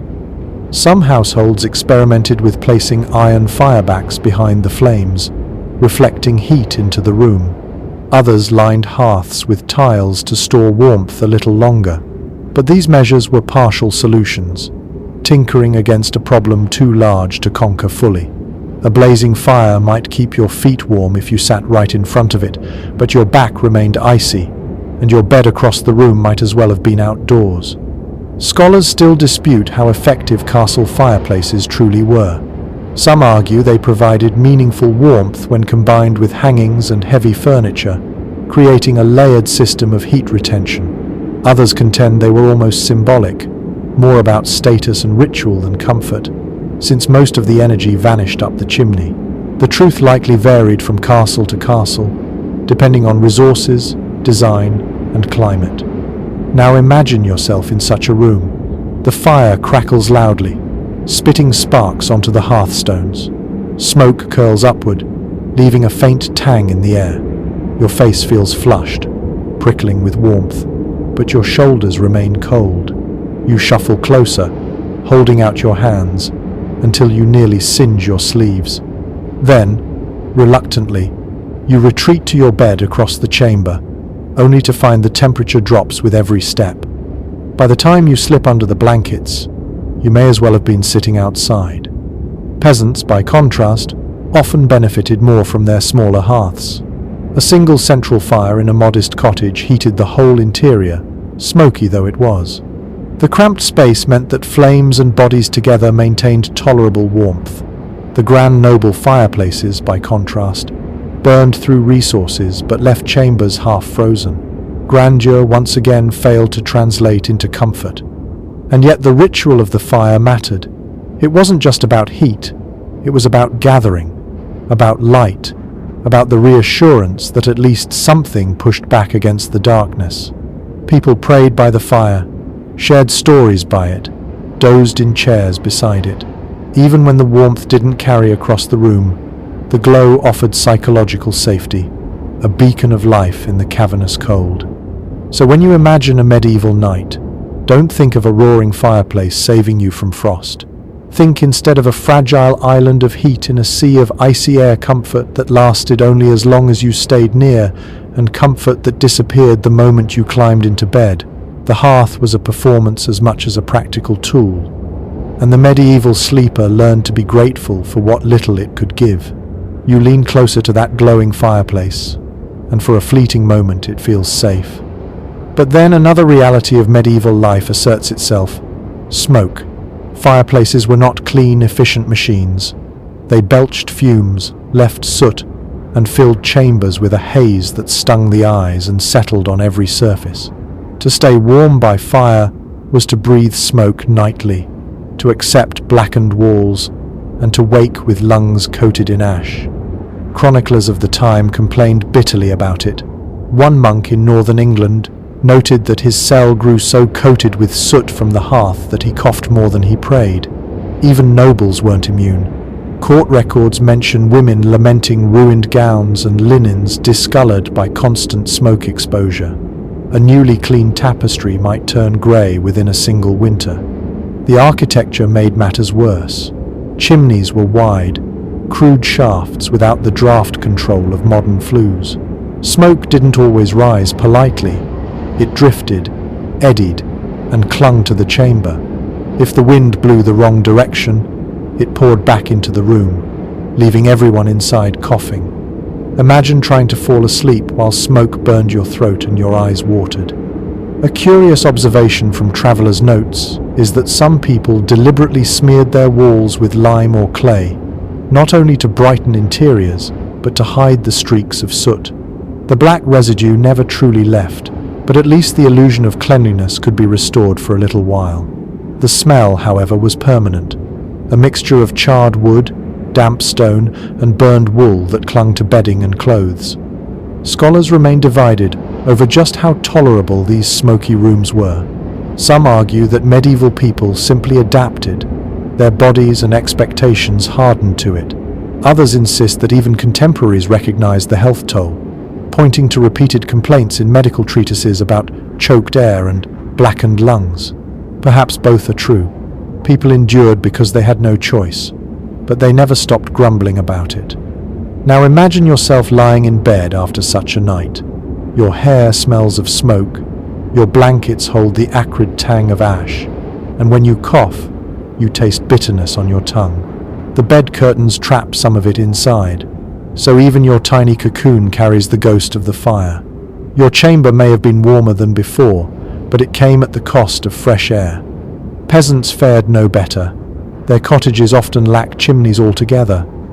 Smoke from the central hearth simply rose and filled the rafters, slowly leaking through the thatch. Children grew up in houses perpetually hazed with smoke, their lungs blackened before adulthood, yet people saw it as normal. Some even believed the smoke helped preserve the timber roof, keeping insects away. Survival and superstition blended together in every breath. The sensory experience was overwhelming. Your skin prickled from soot particles, your eyes watered constantly, and the rushes on the floor gathered black dust. Servants swept endlessly, though the effort felt futile. Every winter was the same, a battle against smoke, a battle against cold, and the knowledge that you couldn't win one without worsening the other. And yet, despite the discomfort, fire was non-negotiable. No one could survive a castle winter without it, so people made their peace. They hung smoky tapestries proudly. They endured coughing fits. They scrubbed soot from their faces each morning. Warmth demanded sacrifice, and the sacrifice was clean air. So, as you lie in your modern bed tonight, breathing comfortably without thought, consider how extraordinary such luxury is. For medieval sleepers, every warm night meant another smoky morning. Their dreams were steeped in the scent of burning wood. Their lives lived in the shadow of soot. When the fire dimmed and the night stretched on, the only glow left in a medieval chamber often came from a candle. You might imagine this delicate flame as decoration, a touch of ambience, but for many sleepers, the candle was also a source of fragile warmth. A single wick couldn't heat a whole room, of course, but in a world where every flicker counted, even the faintest contribution mattered. Candles in the Middle Ages came in many forms. Wealthy households burned beeswax, which gave a clean, bright flame and filled the air with a faint honeyed scent. These were expensive, reserved for chapels, ceremonies, or noble chambers. More commonly, people used tallow candles, made from rendered animal fat. These smoked, sputtered, and reeked of grease. Imagine drifting off to sleep while the acrid odor of burning tallow thickened the air, mingling with the damp of stone and the musk of wool. Yet candles weren't only light, they generated a surprising amount of heat close by. Place one near your bed curtain, and you might notice the fabric warming slightly to the touch. Some households arranged several candles together on stands, creating clusters of flames that offered both illumination and a pocket of warmth. It was hardly central heating, but it softened the edge of the cold in the immediate circle around them. A curious anecdote survives from a 14th century letter describing how a noblewoman demanded 12 candles in her chamber at once, on winter nights, insisting that only then could she rest. The servants grumbled at the extravagance, but her request reveals a truth. People used light as a substitute heater, even when the effect was marginal. The hazards were obvious. Candle flames toppled easily, and bed curtains, rich with wool and linen, were dangerously flammable. Records describe fires sparked by careless placement, reducing entire chambers to cinders. One particularly grim tale from Germany tells of a squire who dozed off with a candle on the bed rail. He awoke to find his blankets aflame and barely escaped with his life. The servants blamed him for recklessness, but the real culprit was necessity. He had wanted a sliver of warmth too close at hand. Scholars still discuss whether medieval people understood the dangers fully, or whether the routine use of candles bred complacency. Some argue that inventories of charred textiles show that accidents were common but accepted. Others believe the wealthy minimized risk by assigning servants to monitor the lights deep into the night. Whatever the case, the balance between danger and comfort was constant. Now picture yourself in such a chamber. The fire in the hearth has dwindled to embers, leaving only shadows crawling up the walls. A single candle burns on a wooden stand near your bed. Its glow is soft and golden, casting a halo that reaches your hands as you pull the covers tighter. The faint warmth radiates just enough that your face feels less icy. The flame flickers, wax drips steadily down the side, and the smell of smoke hangs faintly in the air. Outside your curtain, the rest of the room vanishes into darkness. You listen to the subtle sounds, the quiet pop of the wick, the sigh of wind against the shutters, the soft drip of wax landing on metal.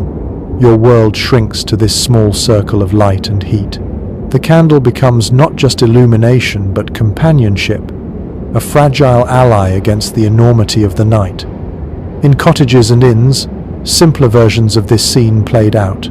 Travelers placed rushlights, cheap reeds dipped in fat beside their straw pallets. These burned quickly and unevenly, hissing and spitting, but their faint glow provided reassurance. Parents lit small lamps near children to chase away both cold and fear. Even monks, who prized austerity, allowed lamps to burn in dormitories, citing both safety and necessity.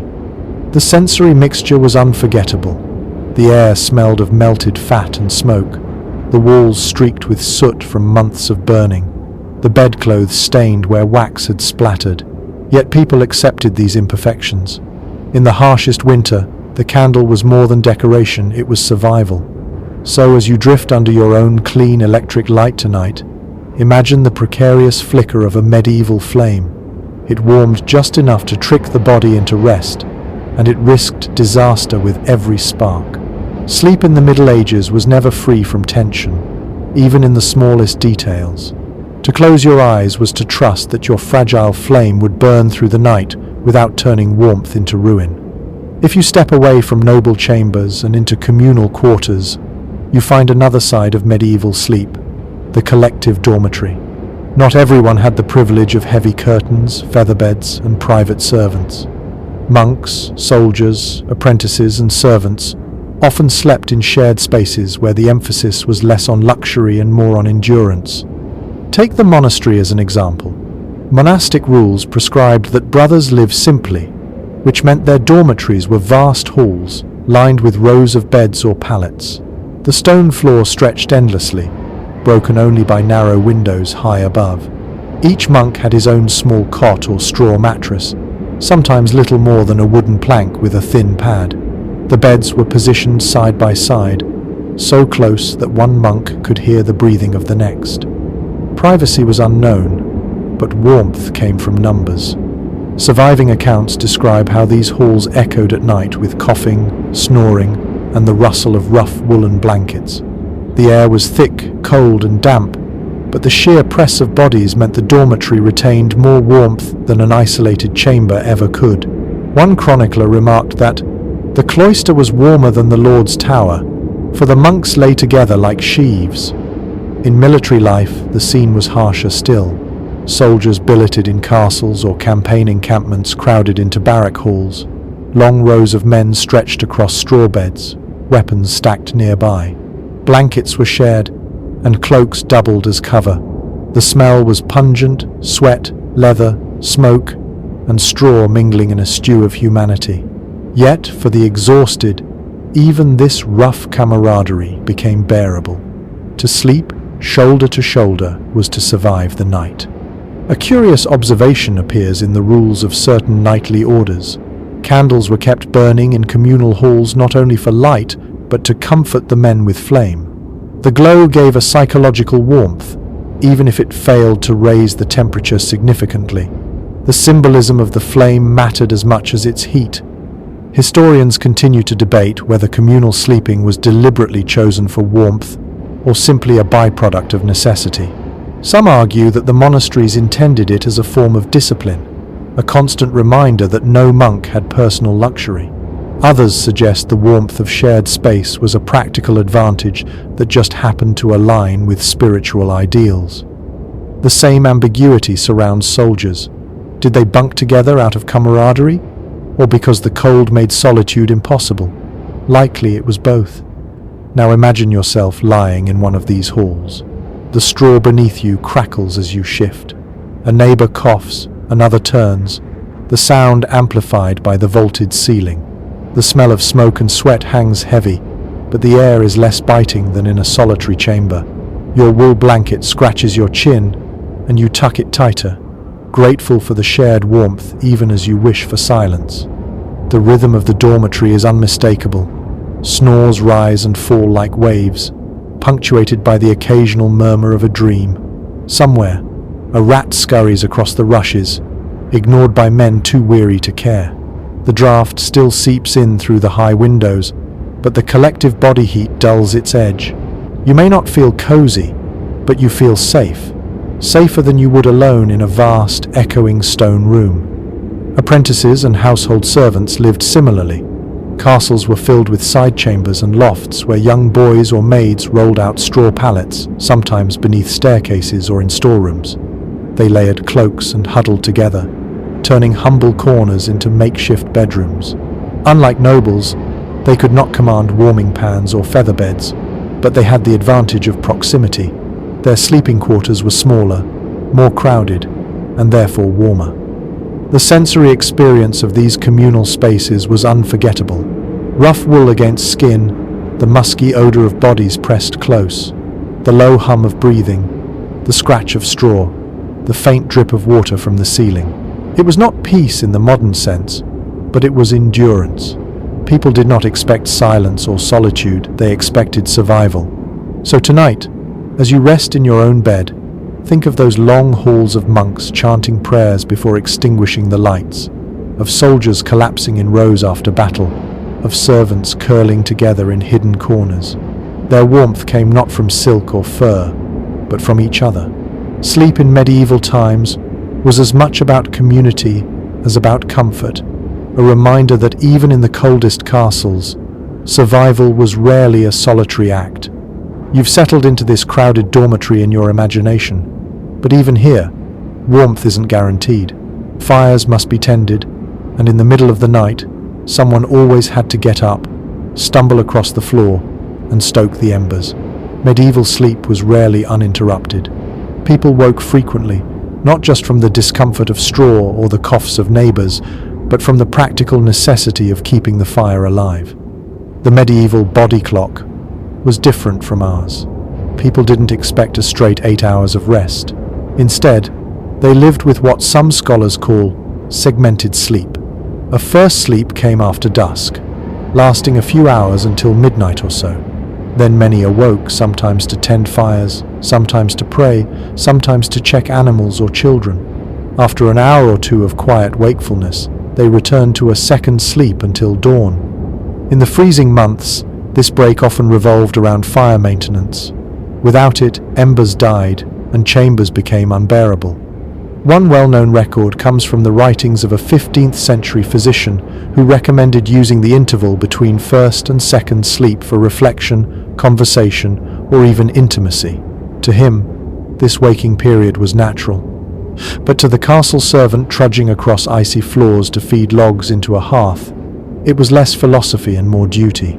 He heard the crackle of fresh wood, blew into the embers, and prayed they would catch.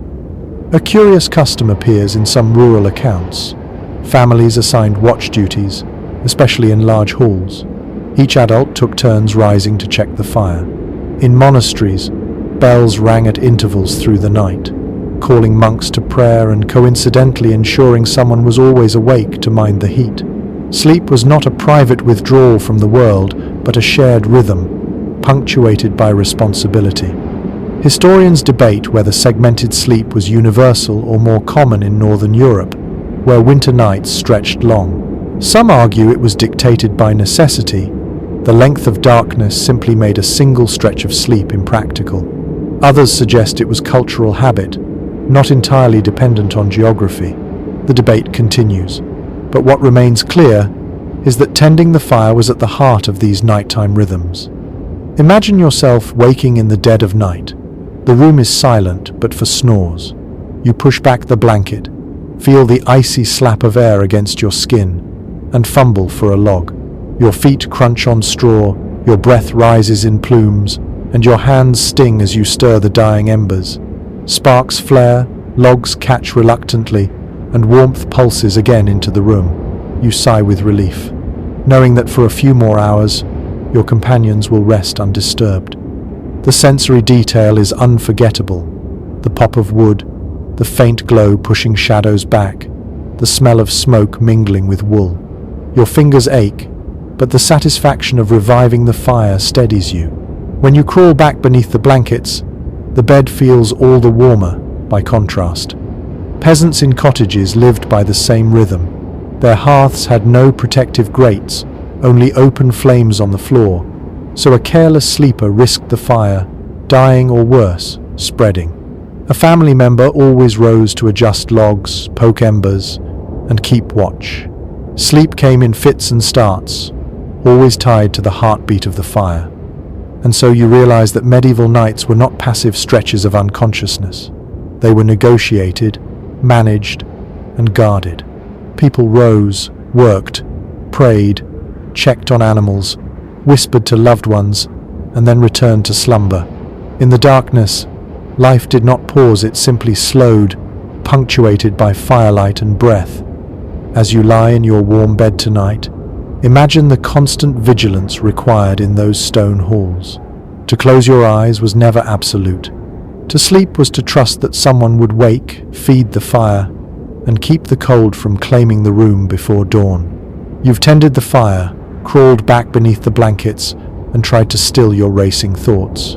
Yet there was another medieval strategy for warmth, not born of practicality, but of longing for luxury. For some, the dream of a hot bath before bed lingered like a forbidden indulgence. Bathing was complicated in the Middle Ages. Heating water required immense fuel, and tubs were large, cumbersome things. A warm soak was far from an everyday habit. It was a special event, and often communal. But for those who could afford it, slipping into steaming water on a winter night was a kind of magic. Chroniclers described noblewomen lowering themselves into wooden tubs lined with cloth, steam curling up in the lamplight, attendants standing by with warmed towels. To step out of such a bath and then slide between sheets was to feel, briefly, that winter had lost. A curious record from Paris notes that wealthy citizens sometimes ordered tubs placed near fireplaces so that the bather emerged into a chamber already glowing with heat. The air smelled of rosemary or thyme, herbs tossed into the water for fragrance and supposed medicinal benefit. For a short while, skin prickled with warmth, cheeks flushed, and the body felt prepared for restful sleep. Of course, such pleasures were rare. More often, people sought smaller comforts before bed. A cup of warmed ale, spiced wine, or hot mead was a common indulgence. The heat travelled inward, spreading warmth through the chest, lulling the body toward drowsiness. Some households kept stones near the hearth, wrapped them in cloth, and placed them at the foot of the bed, primitive hot water bottles that radiated heat for hours. One rather odd account tells of noble families filling leather pouches with heated sand to tuck between sheets. The sand retained warmth longer than stones and conformed to the body's shape. Imagine stretching your frozen feet towards such a pouch, sighing as the cold slowly eased. The ingenuity is striking. When faced with hostile winters, people experimented with whatever materials they had. Modern historians still argue over just how common such bedtime luxuries were. Were they occasional treats for the very richest? Or did middling families also practice them in modest form? Some suggest that warming drinks and heated stones were widespread, accessible to most households. Others believe they remained rare indulgences, remembered precisely because they were unusual. The debate reminds us that comfort itself was a contested privilege. Picture yourself in this imagined chamber. You sit before the hearth as a servant pours mulled wine into a cup. The scent of cinnamon and cloves fills the air, masking the odor of smoke and damp wool. You sip slowly, warmth blooming through your chest. Your eyes grow heavy, your limbs loosen, and when you finally climb into bed, the blankets feel less oppressive, more inviting. At the foot of the bed, a stone wrapped in cloth radiates faint heat against your toes. For once, you do not dread the night. The sensory impressions are vivid, the sweet tang of spiced wine, the hiss of a log collapsing into embers, the prickling warmth of heated stone. You drift into slumber with your senses saturated, your body convinced, however briefly, that comfort is possible. But here's the truth. Such indulgences were fragile. Heat faded quickly, drinks cooled, and by midnight, the chamber was cold again. What these rituals offered was not permanent relief, but a kind of psychological grace, moments of ease that made the endless chill tolerable. So as you rest tonight, think of how deeply medieval people yearned for warmth. They engineered clever tools, sought fleeting indulgences, and transformed even a hot drink into a strategy for survival. Their nights were not effortless, but they were resourceful, and every bath, every stone, every sip of ale was a small rebellion against the cold. Even after baths, heated stones, or mulled drinks, medieval people never relied on practical measures alone. Cold was not just a physical enemy, it was a spiritual and supernatural one too. Night was dangerous, the air itself suspected of harboring illness and malevolent forces. And so, people turned to charms, rituals, and superstitions to guard them as they slept. One commonly recorded practice was hanging amulets above the bed. These might be simple crosses carved from wood, small relics said to contain saintly power, or even herbs bound in little pouches. Rue, mugwort, and juniper were popular choices, believed to drive away not only evil spirits but also the night air, thought to be poisonous.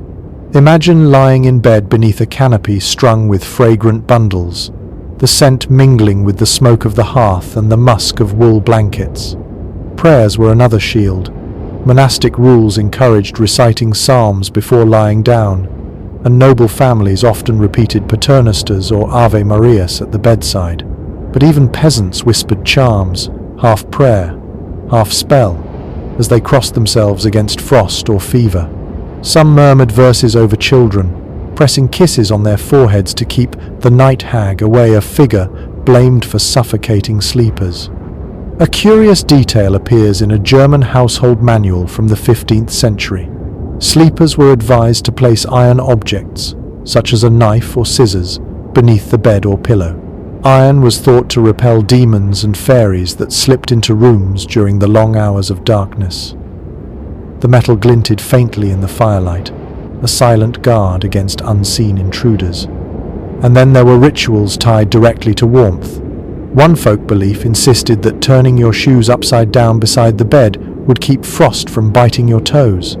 Another claimed that if you whispered the names of 3 saints before blowing out the candle, your body heat would not flee in the night.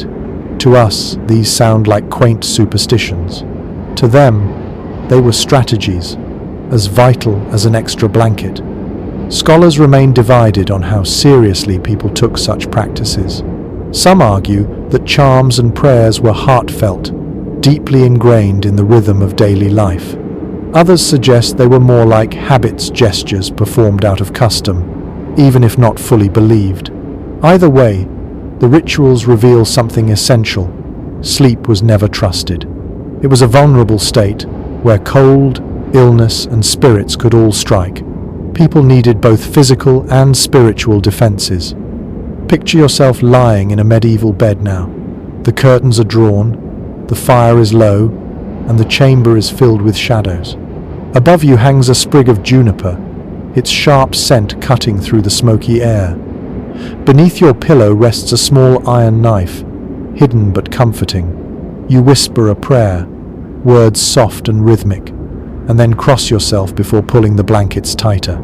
The night feels less menacing, as though the rituals have carved a circle of safety around your fragile body. The sensory details deepen the experience. The rustle of herbs brushing against the canopy, the faint metallic smell of iron near your head, the warmth of wool against your skin, and the lingering echo of whispered words. In that moment, faith, superstition, and survival are all intertwined. Peasants practiced the same, though with different materials. Instead of relics, they hung crude charms, carved wooden figures, knotted cords, or simple herbs gathered from fields. Parents tucked garlic under children's pillows, believing it warded off both sickness and spirits. Even animals were included. Cows and sheep in byres were sometimes blessed before nightfall, their presence thought to strengthen the household against frost. In every class of society, the cold night was not just endured with cloth and fire, but with ritual. The medieval mind sought warmth in the body and safety in the unseen. To sleep was to step into mystery, where prayer and herb, iron and flame, all worked together against the long darkness. So when you tuck yourself in tonight, imagine those little gestures, the flipped shoes, the sprig of rosemary, the whispered saint's name. They were small comforts, no less real for being intangible. For the medieval sleeper, survival was never purely physical. It was also spiritual armor, woven from faith, habit, and hope. Step back from the bed itself and look at the chamber as a whole.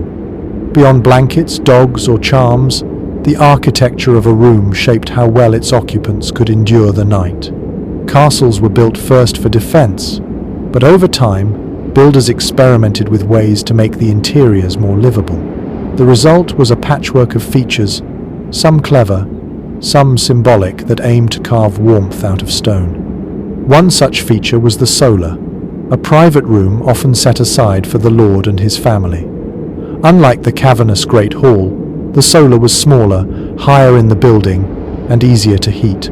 It usually had its own fireplace, thick hangings on the walls, and windows facing the sun. This wasn't luxury in the modern sense, it was strategy. By reducing the size of the room, the fire's heat had a fighting chance of lingering. Tapestries became more than decoration. Woven from wool or silk, They lined the walls with color and stories, saints, hunts, mythical beasts, but they also served as insulation. A tapestry might be 10 or 20 feet wide, heavy enough that servants struggled to hang it.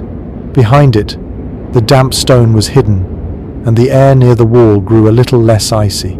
Step close to one, and you could even smell the lanolin of the wool, earthy and faintly comforting. Archaeological surveys show that many chambers had wooden paneling installed for the same reason. Oak boards created a buffer zone, trapping pockets of air and making the space feel less like a cave. Servants stuffed gaps with tow, moss, or rags to stop drafts. The result was imperfect, but it demonstrated the lengths people went to transform inhospitable fortresses into homes.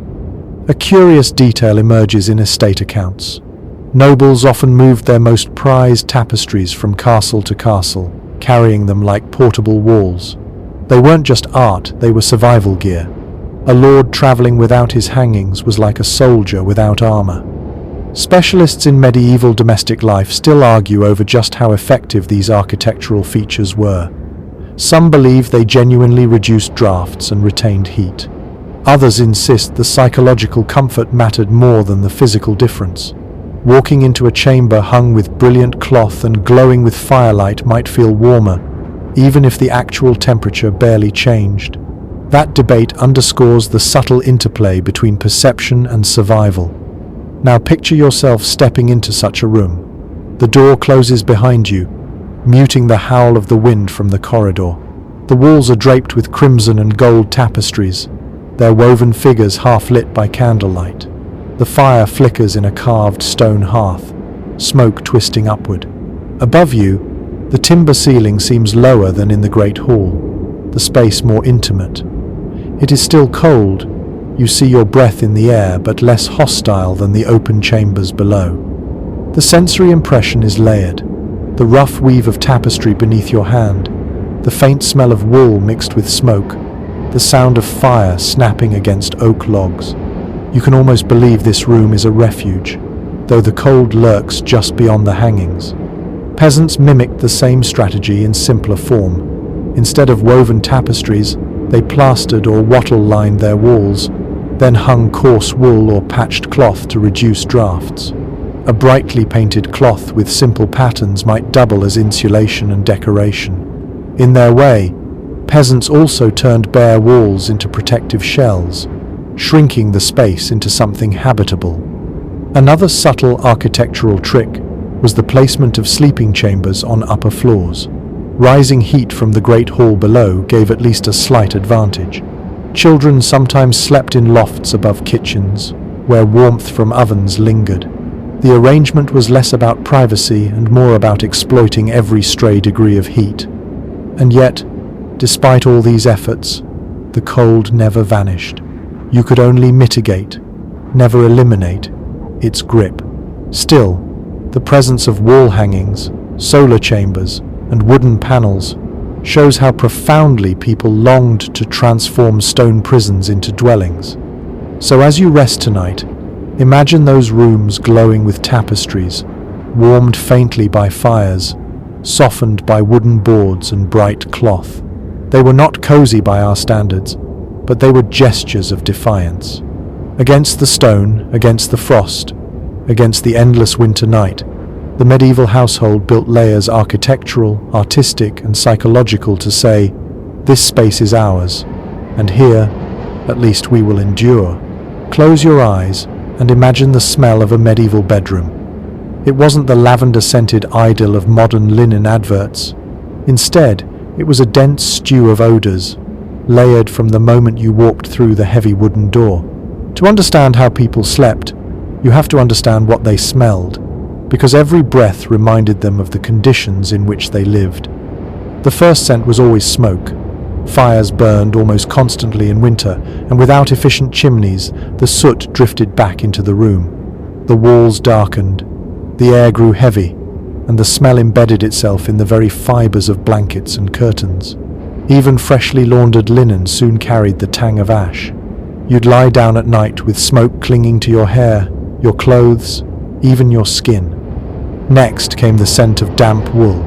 Blankets, cloaks, and clothing were rarely truly dry in winter. Moisture crept through stone walls, condensed on surfaces, and soaked into textiles. Wool holds that damp smell, stubbornly earthy, lanolin-rich, faintly sour. Imagine pulling the covers up to your chin and inhaling fabric that felt warm but never quite fresh.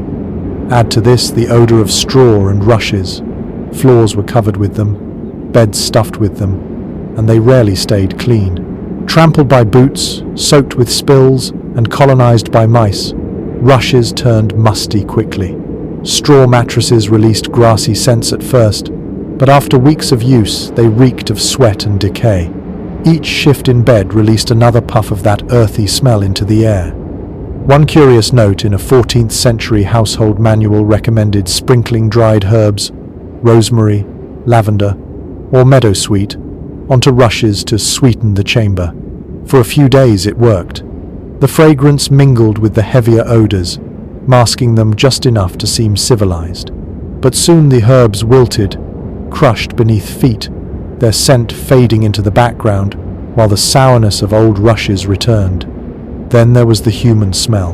Hygiene was limited, baths infrequent, and sweat constant. People slept in layers of clothing that absorbed the day's odors: leather, wool, unwashed skin. Beds shared by families or companions compounded this. Breathing the air of a medieval chamber meant inhaling the scent of other bodies, sometimes comforting, sometimes suffocating. Scholars debate just how overwhelming these smells truly were. Some argue that medieval people, accustomed to constant exposure, barely noticed. Others believe contemporaries were very much aware, which is why they valued herbs, perfumes, and incense so highly. Evidence from inventories and medical texts suggests the latter. People complained of foul air, sought remedies, and took steps to counteract it. The debate itself reminds us that smell was not secondary. It was central to the medieval experience of sleep. Now place yourself in such a room. The fire has burned low, leaving only the bitter tang of smoke. The damp wool blanket itches your chin. Straw beneath you releases a musty breath each time you shift. The rushes on the floor rustle faintly as mice scurry through crumbs. Your companion beside you exhales, warm but heavy with sweat and ale. Above it all floats a faint trace of rosemary, sprinkled days ago, now barely masking the stew of odors. The sensory reality is overwhelming. It presses into your nose and lungs, embedding itself into memory. You cough, adjust the covers, and try to breathe shallowly until sleep comes. This was normal. This was life. Peasants experienced the same, though on a smaller scale. Their cottages were filled with the smell of livestock, since animals often shared the same structure. Cows, sheep, and chickens contributed their odors, creating a pungent mixture that city travelers found unbearable, but villagers accepted as part of survival. Yet even here, herbs were used. Bunches of mint or chamomile might hang from rafters, partly for fragrance, partly to ward off pests. For nobles, perfumes and incense occasionally improved matters. Incense burned in braziers added sweetness to the air, though it mingled oddly with smoke and damp. Perfumed oils dabbed on clothes or linens created pockets of pleasant scent in an otherwise heavy atmosphere. But even the richest chamber could not escape the fundamental odors of medieval life. So, when you imagine sleeping in a castle, do not picture crisp linen and fresh air. Picture instead a medley of smoke, damp wool, straw, sweat, herbs, and animals. Every night, every breath, reminded you of where you lived and what you endured. Smell was as much a part of medieval sleep as blankets or fire. And perhaps, over time, the very familiarity of those odors brought a kind of comfort. To breathe smoke and wool and straw was to breathe home. For the medieval sleeper, scent was not only inconvenience, it was identity, woven into every night's dream. After the smoke, damp wool, and musty straw, another force helped medieval people survive the night: food and drink. You might not think of supper as part of sleep, but what you ate before bed and what warmth it gave inside your body mattered as much as any blanket. In winter, households leaned on hearty pottages, thick stews of barley, peas, and root vegetables simmered slowly in great cauldrons. These meals clung to the body, leaving a heavy fullness that made the cold easier to bear. The heat of the broth lingered in the stomach, spreading outward, convincing you that you could endure a freezing chamber a little longer. A noble household might enrich the dish with meat, spices, or cream, while peasants relied on onions, cabbage, and whatever scraps were available. One curious note in a 15th century English manuscript advises eating leeks at night because they warm the belly and chase away the chill of death. Whether or not that claim held true, it shows how strongly people linked diet with warmth and survival. A hot meal was not simply nourishment, it was insulation from the inside out. Drinks played an equally important role. Ale was the most common, consumed by rich and poor alike. Served warm in winter, it filled bellies with calories and provided liquid comfort. Spiced wine, or hippocras, became a noble favorite, heated gently and seasoned with cinnamon, ginger, and cloves imported from faraway lands. Imagine sipping such a drink in a smoky chamber, the aroma of exotic spices mingling with wool and ash, the sweetness burning in your throat, leaving you drowsy and warm. There's even a record from the court of Charles VI of France, where the king's physician recommended hot mead at night to prevent chill from entering the bones. The idea was not far from our modern habit of drinking tea before bed, though medieval science wrapped it in humoral theory, the belief that warm, moist drinks balanced the body's inner fluids. Scholars still debate how much alcohol contributed to warmth versus simply giving the illusion of it. Some argue that ale and wine dulled perception, making sleepers believe they were warmer than they were. Others point to the real caloric benefit of these drinks, which did provide energy through long, cold nights. The truth may be somewhere in between, a mix of genuine warmth and psychological comfort. Now imagine yourself preparing for bed. A servant hands you a wooden cup of mulled wine. The surface steams, sending waves of spiced aroma into your nose. You drink, the liquid glowing as it slips down your throat. Your body relaxes, muscles loosening, eyelids heavy. When you finally climb into bed, the blankets feel less oppressive, more inviting, as though the warmth already lives inside you. For peasants, the ritual was simpler but no less important. A bowl of hot porridge, thickened with oats or barley, lined the stomach. Families huddled around the fire to eat, their faces glowing in the light, their bodies fueled for the long night ahead. Children licked the last scraps from wooden spoons before curling under blankets.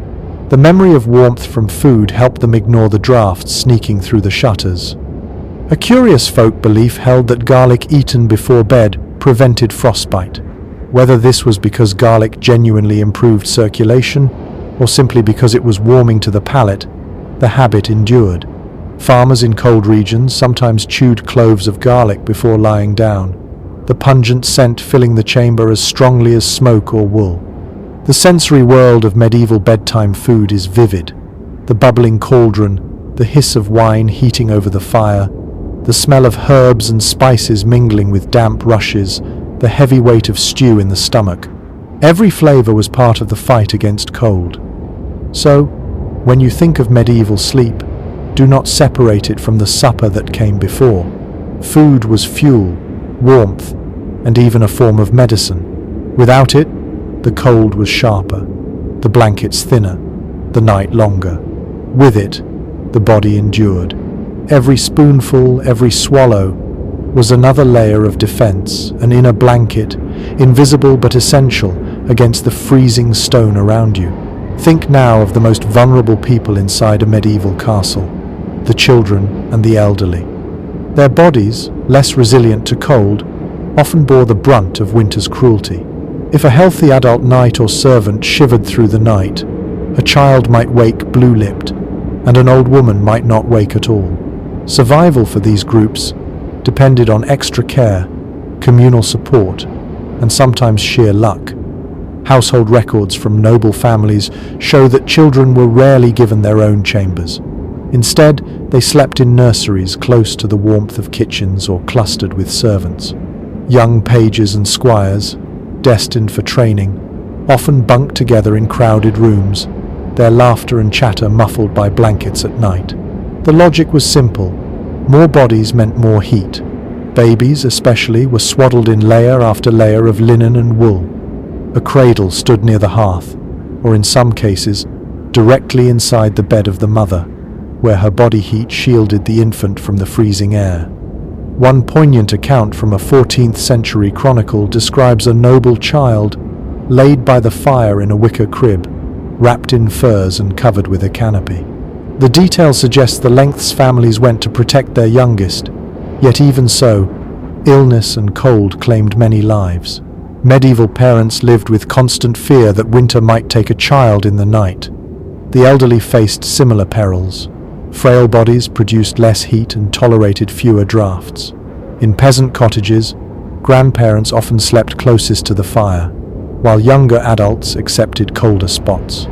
In castles, aged relatives were placed in smaller chambers or even moved into kitchens during the coldest months. A curious letter from Burgundy tells of an elderly matron who insisted on sleeping in the bakehouse, arguing that the oven's residual warmth gave her a second youth. Medical texts of the period often advised special measures for the old and young. Physicians recommended heated stones wrapped in cloth to be placed at their feet, or mulled drinks to fortify the humors. They warned that sudden chills could extinguish the flame of life, a vivid reminder of how vulnerable these groups were. Historians continue to discuss whether medieval families treated children and elders with extra indulgence or simply folded them into the same survival strategies as everyone else. Some argue that the emphasis on protecting them reflects deep compassion. Others point out that mortality rates remained high, suggesting limits to what families could realistically do. The tension between care and inevitability shaped how people viewed age and childhood. Now, imagine the scene of a winter's night in a peasant cottage. A baby lies swaddled tightly, his tiny face barely visible. A grandmother snores softly by the hearth, the faint glow of embers painting her cheeks red. Parents tuck cloaks over both, ensuring they receive the warmest spots. Children crowd together on a straw mattress, giggling until exhaustion silences them. The chamber smells of porridge, smoke, and wool, but the warmth of family togetherness lingers. In a castle, the image is different but no less vivid. A nursemaid rocks a cradle near the fire, humming softly, while a child whimpers against the chill. Upstairs, an elderly noblewoman insists her bed curtains be drawn tight, while a servant places hot stones at her feet. She mutters prayers, clutching a rosary, fearful of the cold's creeping hand. In both worlds, the youngest and oldest require the most attention, and sometimes, even that isn't enough. The sensory detail is striking. The crackle of logs as they're added to the fire, the soft rustle of swaddling cloth, the wheeze of an old man adjusting under blankets. You feel the fragility in the air, as though the cold waits for a moment of weakness to strike. So when you think of medieval sleep, remember that it was not equal for all. Children and elders carried the heaviest risks, their survival dependent on the warmth provided by others. In those long nights, every blanket, every ember, every whispered prayer mattered. They remind us that medieval sleep was not only about individual endurance, but about community, the young and old carried through winter by the care and vigilance of those around them. The cold didn't just gnaw at skin and bone, it shaped how people thought about health itself. To a medieval mind, chill wasn't simply uncomfortable, it was dangerous, a force that could warp the body's inner balance and invite disease. Medicine in this era revolved around the theory of the four humors: blood, phlegm, yellow bile, and black bile, and physicians believed temperature played a vital role in keeping those fluids in harmony. Too much cold? Your humors congealed, clogging the body and making you ill. Medical treatises from the 13th and 14th centuries are filled with advice on combating this problem at night. One manual suggested rubbing feet with warm oil before bed to open the pores and expel the harmful chill. Another recommended drinking heated milk with honey, claiming it soothed the stomach and kept the humours from turning sluggish. Physicians viewed warmth as medicine in itself, prescribing heat in every form: food, drink, clothing, and even proximity to others. There's a fascinating record from a French surgeon who warned that sleeping in damp chambers could breed melancholy by chilling the black bile. He advised hanging tapestries not for beauty, but for medical necessity. Imagine being told by your doctor that failing to decorate your walls properly might make you depressed. It shows how deeply climate and medicine were intertwined. At the same time, folk cures flourished. Some people believed rubbing garlic or onion on the soles of the feet before sleep prevented chills from entering the body. Others tied charms of wool soaked in wine around their wrists. A curious prescription from an English herbal advises keeping a live rooster in the bedroom to draw away the frost from man. Whether anyone truly slept with a squawking chicken nearby is uncertain, but the belief reveals just how desperate people were for remedies. Modern scholars still debate how effective medieval health practices against cold really were. Some argue that oils, heated drinks, and herbal remedies did provide modest relief, easing circulation and offering psychological comfort. Others insist most of these treatments were symbolic, offering little real benefit beyond placebo. The disagreement continues, but what's certain is that people believed wholeheartedly in the power of these nightly rituals. Now imagine yourself preparing for bed under such advice. You sit by the hearth while a servant massages warm oil into your feet, the smell of rosemary filling the chamber. You drink a small cup of heated wine, sweetened with honey, and feel it coat your throat. A sprig of garlic rests near the bed, pungent and strange, meant to ward off frost. You climb into bed, convinced that these remedies will keep your humours balanced until morning. The sensory experience is intense. The slick warmth of oil on your skin, the sweet tang of honeyed wine, the acrid bite of garlic in the air. Every detail reminds you that sleep was not only a battle against discomfort, but a medical practice, a nightly therapy against the threat of imbalance. Peasants, too, had their own remedies. Women brewed herbal teas of nettle or chamomile for children, believing the warmth prevented coughs. Men wrapped their legs in wool soaked in vinegar to keep circulation strong. In cottages, these practices blurred the line between superstition and science, but they gave people agency in a world where illness often felt inevitable. The irony, of course, is that many ailments came from the very strategies used to combat cold.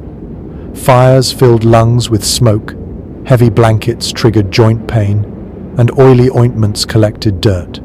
Yet to medieval minds, these were minor costs compared to the greater peril of frost seeping into the body. Better to cough in a smoky room than freeze in a clean one. So when you picture medieval sleep, remember it wasn't just a matter of enduring discomfort. It was wrapped in theories of health, remedies both strange and familiar, and a constant anxiety that cold might tip the balance of life itself. Every night was a medical event, every blanket and herb a prescription, every ember a treatment, and to drift into slumber was to trust that these efforts were enough to carry you through until morning. Even with fires, blankets, herbs and charms, there were nights when none of it was enough. Step into a castle chamber at the height of winter, and you might see something uncanny, frost blooming on the inside walls. Imagine lying in bed and noticing a delicate lace of ice tracing the stones, or waking to find your wash basin frozen solid. The water inside turned to a glassy block. The cold didn't stay politely outdoors, it invaded, decorating rooms with its own cruel artistry. Chroniclers record moments when entire households woke to frost on their bed curtains. One noblewoman wrote in a letter that her canopy glittered as though sewn with silver, meaning the moisture from her own breath had crystallized overnight. To us, it sounds poetic. To her, it was miserable proof of how inhospitable even a well-furnished chamber could be. Archaeological evidence supports these accounts. In certain preserved castles, faint salt streaks and moisture stains suggest how water condensed on walls and floors. Without insulation, warm indoor air met freezing stone, and frost took hold. Servants scraped ice away in the mornings, only for it to return each night. A curious anecdote survives from Scandinavia. In some halls, icicles formed on rafters indoors, dripping onto unlucky sleepers below. Servants hung cloths to catch the meltwater, a primitive solution to an unnerving problem. Imagine drifting off and hearing the faint crack of ice above, wondering if a shard would fall onto your bed. Scholars still discuss how common this phenomenon was. Some believe frost indoors was typical only of northern Europe, where winters were harsher. Others argue that even in temperate regions, poorly heated stone chambers easily reached freezing temperatures. The truth may be both. Severity varied by region, but the risk of waking to ice inside your room was never far away. Now put yourself in that situation. You wake in the dim grey of dawn, breath fogging in the air. The bed curtains are stiff, edged with frozen crystals. When you reach for the wash basin, your fingers touch ice instead of water. Your joints ache from the cold, and the thought of leaving the covers feels like punishment. The sensory detail is vivid. The sharp sting of frozen fabric against your skin, the brittle creak of wood shrunk by frost, the silence broken only by the faint drip of melting ice. Peasants lived with the same problem, though in different forms. In cottages, frost coated the inside of thatch and rafters, drifting down like snow during the night. Children sometimes woke with frost clinging to their hair. Parents joked grimly about sleeping with the clouds indoors. Yet humor could not disguise the hardship. Frostbite, chilblains, and respiratory illness followed in its wake. Nobles, despite their wealth, couldn't entirely escape it. Hot stones and furs kept the body alive, but the surrounding air remained hostile. Diaries hint at the psychological toll people spoke of, dreading the moment they had to leave bed in the morning, of feeling imprisoned by blankets because the room beyond was too cruel to face. One English poet even turned it into metaphor, writing of love as a bed without frost inside the hangings. For him, true intimacy meant defying the nightly chill, creating warmth where the world offered only ice. It reveals how deeply the experience of frost-shaped imagination, as well as reality. So as you think of medieval sleep, remember the surreal beauty of those nights when cold decorated the very walls. To live in a castle was to share your chamber with ice, to wake each morning reminded that stone and frost were allies against your comfort. And yet people endured, scraping ice away, layering blankets, whispering prayers, and braving mornings that felt as harsh indoors as out. Picture yourself not in a castle this time, but on the road, far from familiar chambers. Medieval travel was slow, arduous, and dangerous, and when night fell, the problem of warmth became even more acute. Castles had their fireplaces and tapestries, peasants had their family hearths, but travelers, pilgrims, merchants, wandering knights had to seek shelter wherever they could find it, and that usually meant inns. The medieval inn was not the cozy picture postcard you might imagine. Instead, it was often a timber structure with a smoky hall, crowded rooms, and beds shared by strangers. Guests might be packed 3 or 4 to a mattress, blankets stretched thin, and privacy non-existent. Still, inns provided one crucial thing: heat. The main hall fire blazed for everyone, and bodies crowded together multiplied warmth. One traveller in 15th century Italy complained that the beds were alive with vermin, but admitted that at least the company of fellow guests meant he did not freeze. Imagine crawling into a straw mattress, squeezing beside 2 strangers, the smell of ale and sweat filling your nostrils. Unpleasant, yes, but at least your toes survived the night. There were odder accommodations too. Some inns were so poorly equipped that guests slept in stables. At first glance, this seems degrading, but travelers sometimes preferred it. Horses and cattle radiated warmth, and a stable packed with animals could be far cozier than a drafty upstairs room. Pilgrims on the Camino de Santiago occasionally wrote of choosing stalls on purpose, curling up against hay bales with livestock, their breath mingling with the animals. The odor was strong, but the heat was undeniable. In more rural areas, Hospitality followed older traditions. Villagers were expected to open their doors to travelers, especially pilgrims or those carrying religious tokens. A peasant family might offer a spot by the fire or space on a straw pallet. Warmth here came not from luxury, but from generosity and closeness. You'd sleep shoulder to shoulder with strangers, listening to the crackle of a humble hearth, the smell of stew still lingering in the rafters. A curious record from a 14th century French town describes communal inns, where long wooden platforms were laid out covered in straw, and dozens of travelers lay side by side, men and women alike. The idea of strangers pressed together might unsettle us today, but then it was normal. Shared warmth outweighed any awkwardness. Scholars discuss whether such inns offered more comfort than castles. Some argue yes, though crowded and unhygienic, they retained warmth better than vast noble chambers. Others point to the dangers lice, fleas, theft, and suggest that castle life, for all its cold, at least offered safety. Both perspectives are valid. For the weary medieval traveller, survival often meant choosing between cold isolation and crowded discomfort. Now imagine yourself in one of these inns. You enter the hall, greeted by the roar of voices and fire. The smell of ale, smoke, and roasted meat envelops you.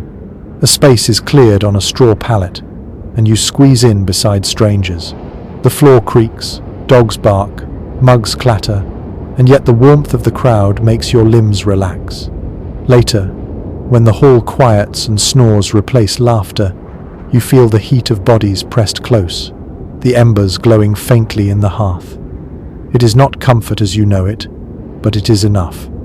The sensory details are striking. The scratch of straw through thin linen, the heavy scent of sweat and smoke, the rhythmic breathing of a dozen sleepers. You shift, trying not to disturb your neighbor, and eventually the murmur of the inn lulls you into a shallow but necessary sleep.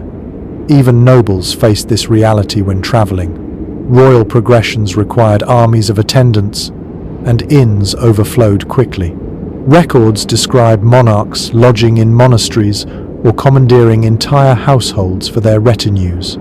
But even kings could not escape the fundamental challenge. Warmth was scarce, and the road stripped away layers of privilege. So, in the tapestry of medieval sleep, remember the traveller.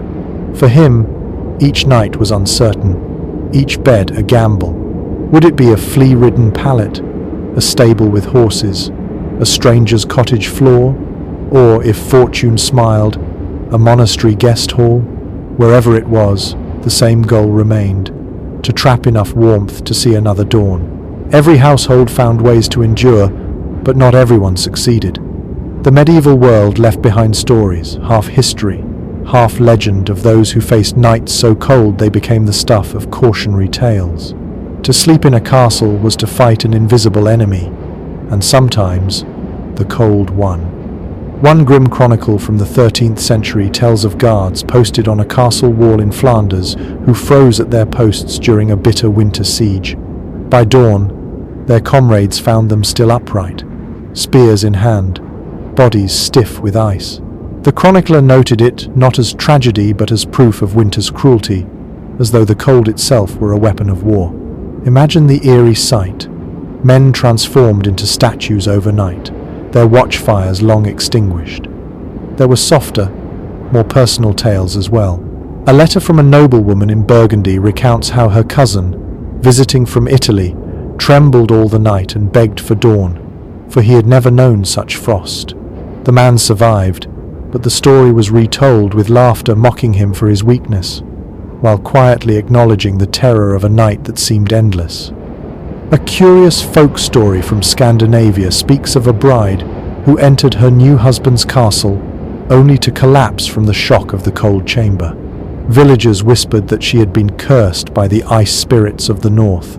Whether she died from illness or simply from exposure, the tale lived on as a warning. Even noble marriages could be tested by stone walls and winter winds.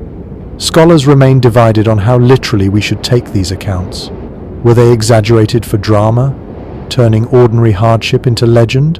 Or do they reflect real, devastating losses to frostbite and hypothermia in an age without insulation? Some believe chroniclers inflated stories for moral lessons, while others see them as accurate records of a climate harsher than ours today. Now imagine yourself hearing such tales in a great hall. The fire burns low, shadows dance on the walls, and an old retainer tells the story of a knight who perished in his sleep because he trusted too few blankets. Children listen wide-eyed, clutching their cloaks tighter. These stories serve not only as entertainment but as warnings. Take the cold seriously, or it will take you. Even travelers' accounts sometimes carried this tone of caution. Pilgrims wrote of companions lost on mountain passes, their bodies discovered in spring, curled as if still asleep. Soldiers on campaign described comrades who never rose from their bedrolls, their cloaks stiff with frost.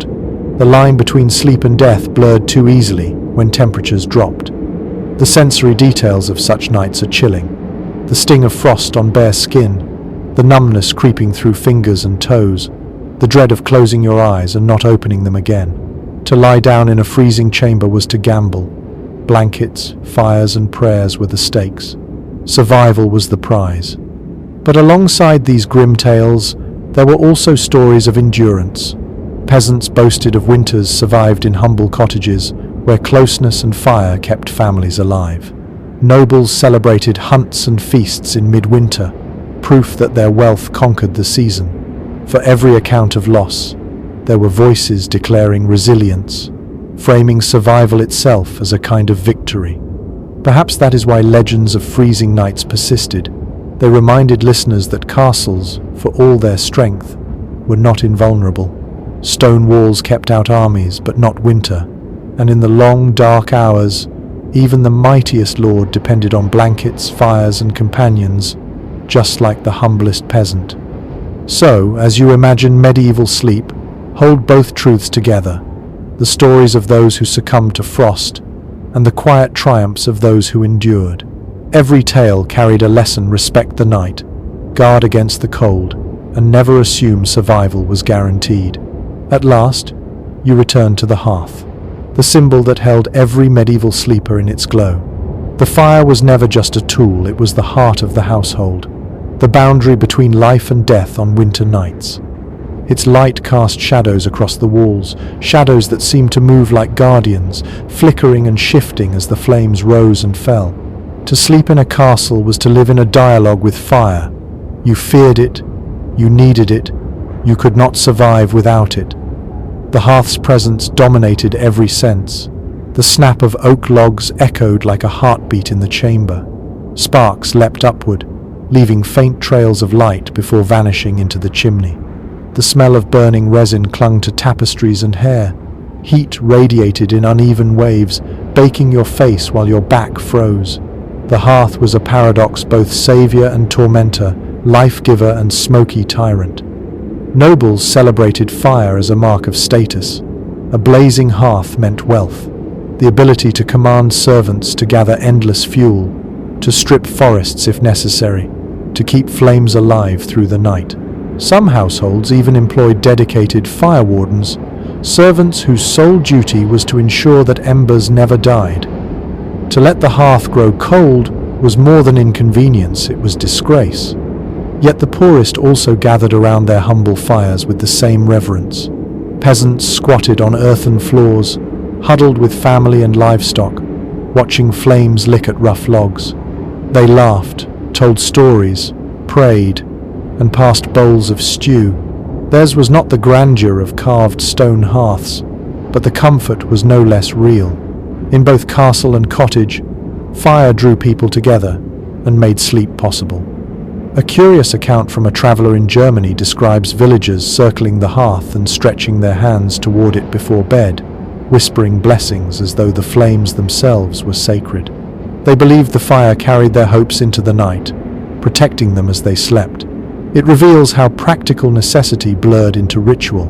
The fire was not only warmth, but spirit, memory, and faith. Historians still wrestle with how much of this reverence was practical versus symbolic. Some argue it was purely survival instinct dressed in custom. Others suggest fire was genuinely spiritual, a force woven into cosmology and daily prayer. Perhaps both are true. Medieval people lived close enough to danger that fire naturally became more than fuel, it became meaning. Now, picture yourself in your imagined castle one last time. The bed curtains are drawn, blankets piled high. Outside, the wind lashes the towers, snow hisses against shutters, and the night presses in with all its weight. But in the great hearth, embers still glow, their faint light slipping through cracks in the curtains. You close your eyes, hearing the low sigh of flames, knowing they are the thin line holding the frost at bay. The sensory experience is complete, the taste of smoke still on your tongue, the weight of wool and fur across your chest, the warmth of a dog curled at your feet, the whisper of a prayer echoing in your head. You drift toward dreams, knowing that sleep in the Middle Ages was never easy, never assured but always fought for with every trick, ritual, and fragment of warmth available. In the end, castles were fortresses against men, but never against winter. What saved their inhabitants was not stone or steel, but resilience, invention, and community. To survive the night meant layering blankets, sharing heat, burning fuel, and clinging to hope. Against the endless chill of the medieval night, humanity itself became the true fire. Now let the pace soften. Imagine the embers glowing faintly, their light no longer fierce but gentle, like coals resting after long labor. The chamber is quiet, the rush of wind beyond the walls, fading to a distant murmur. You feel the weight of blankets, heavy and protective, pressing you down into the mattress.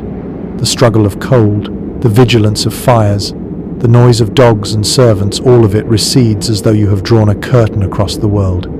Your breathing slows. Each inhale tastes faintly of smoke and wool. Each exhale drifts into the still air. The sounds that once echoed boots on stone, shutters rattling, monks chanting are now memories, softened into whispers.